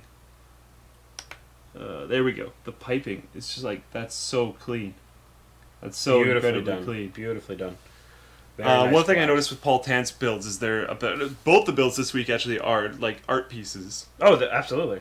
Like they're obviously functional, but like that last one, very Bioshocky, very like it's submerged, Steampunk it's kinda. steampunky, but it's submerged. All this kind of stuff is like, it's very much art, but then this is like moderny, like sophisticated Lamborghini Bumblebee style art. So it's nice to be Yeah. able to see two different degrees of what you can do with art and design while building a computer, instead of like, I bought an R4 and clean things, and I have a clean R4 with Noctuas, and I'm like, oh, that's badass, but like all the peoples have it, which is cool. But it's nice to be able to differentiate yourself. It's really with this. hard to do a build like this. Like, I know we spent tons of time on my Cosmos 2 build, and this one is considerably more intricate.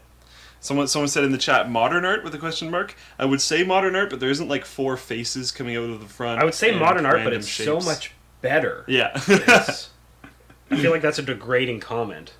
Yeah. Yeah, that's what the Hadron Air I'm doing. I'm actually going to take it to a body shop and have it painted like high gloss white Nice. inside and out. Because then it's like, at least, if you're going to do all this like trouble to take everything apart, and that was where when Linus like re-powder, I mean, at least he put a wrinkled powder coat on it. But when he re-powder coated it, I wanted to be like, you took it all apart to make it the same color? Like at least make it like, a different color of black or something. I don't know, make it stand out.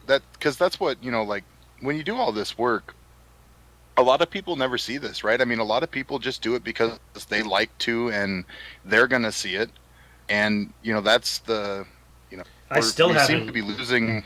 I still haven't I fully was gonna say- posted a build log of my now 1.5 old Yeah. Yeah. Cosmos build. Well, it and- was for me and my friends, and it was for fun. Yeah.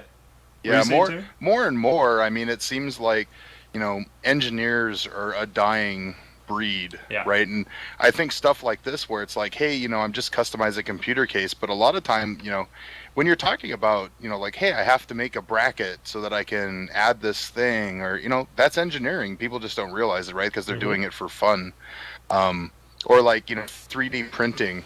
Right, like I needed a piece for one of my PC cases, and I just went over to a friend's house and like, hey, here's a CAD rendering of what I need, and he just printed it out on this 3D printer, and I put it on my case. How right? crazy I mean, is that? That's awesome. So what I color? are will you say, getting- like, Sorry. oh, go ahead. What color are you getting your Hadron in? I think I'm gonna do like it's not an Arctic white, but it's same color white that's on Porsches. So it's very like a clean white, Yeah. but it's gonna have a poly finish on it, so it'll be shiny I drive around in Vancouver, just on the outside. so I see Porsches constantly, and I wouldn't even say it's glossy, but it's a very fine white. I think I like the idea that you described as the Porsche white, because it's actually kind of a different white Definitely. than a lot of the whites Yeah. that are out there right now. Yeah, I think they call it snow white. Okay, The That would make color sense. that I chose, but we'll see. That's I cool. know, ha ha ha, Snow White. Yes. Yeah. All right. Well, we've done the build logs of the week. I'm going to do one more quick shout out for the Folding and Boink teams on the forum. If you like the forum, if you're on the forum, you should check out the Folding and Boink teams. They're both for a good cause. You can ask Whaler more about either one. Our Folding team is like kind of insane. I think we're still the fastest growing team in the world, which is just monstrous and awesome. And our Boink team is doing quite well as well, so definitely check those out. And on our way out, because he stayed for, I believe, an hour and 13 minutes longer than he was supposed to, somewhere around there. If Timmy Tech can say goodbye and say where you can find him, then we'll sign right off. Again, on Twitter at TimmyTechTV and on YouTube at youtube.com/TimmyTechTV. Awesome. All right, guys. That is it for the WAN show. Cold and I, Richard and I, will be doing an after party. Are you hanging around? Yeah. I haven't even asked him yet, I don't think, but yeah, sure. We're doing an after party. I don't know what we're going to do, but I have some shenanigans planned. And we are planning on giving away quite a few games. We give away games every single stream that I have. But one of the things that we're planning on giving away on this after party, donated by Ixie_your_face, is going to be an Aurora LTI in Star Citizen that comes with the game, I believe. So it's a big package. You get a ship and you get in the game. So I believe if you get a ship this, and you get in the game. I believe if you get this, you can go into the hangar module right now and check it out. And I'll tell you what, Luke, go ahead and if you want to give away a copy of BF4 to be sent to a person, go ahead and send me a name and I'll donate that out to somebody tonight for the after party. We're also going to give away a copy of Battlefield 4. This just in. Boom! We're giving away a copy. So we're not going to give those away at the immediate start of the stream, but after we've been streaming for a little bit so people can take a break and then come join us, we will be giving away Star Citizen stuff. We will be giving away Battlefield 4. That's awesome. Thank Timmy for the Battlefield 4 giveaway. Thank Ixie for the Star Citizen giveaway. That will be at twitch.tv/Luke_LAFR. Big giveaways. Thank you, Timmy. That's freaking awesome. That's really cool. Now we're going to sign off so we can go prep to give that stuff away. What were you going to say? Said no problem. No problem. Awesome. All right. Wow, I'm so stoked. Thank you guys for having me. All right, thanks, Timmy, for joining us. Again, everyone check out TimmyTechTV on YouTube and at TimmyTechTV on Twitter and at ColdSC on Twitter and at SlickPC on Twitter and other things I can't think of right now. Thank you very much, everyone. guys. Thanks for watching the show.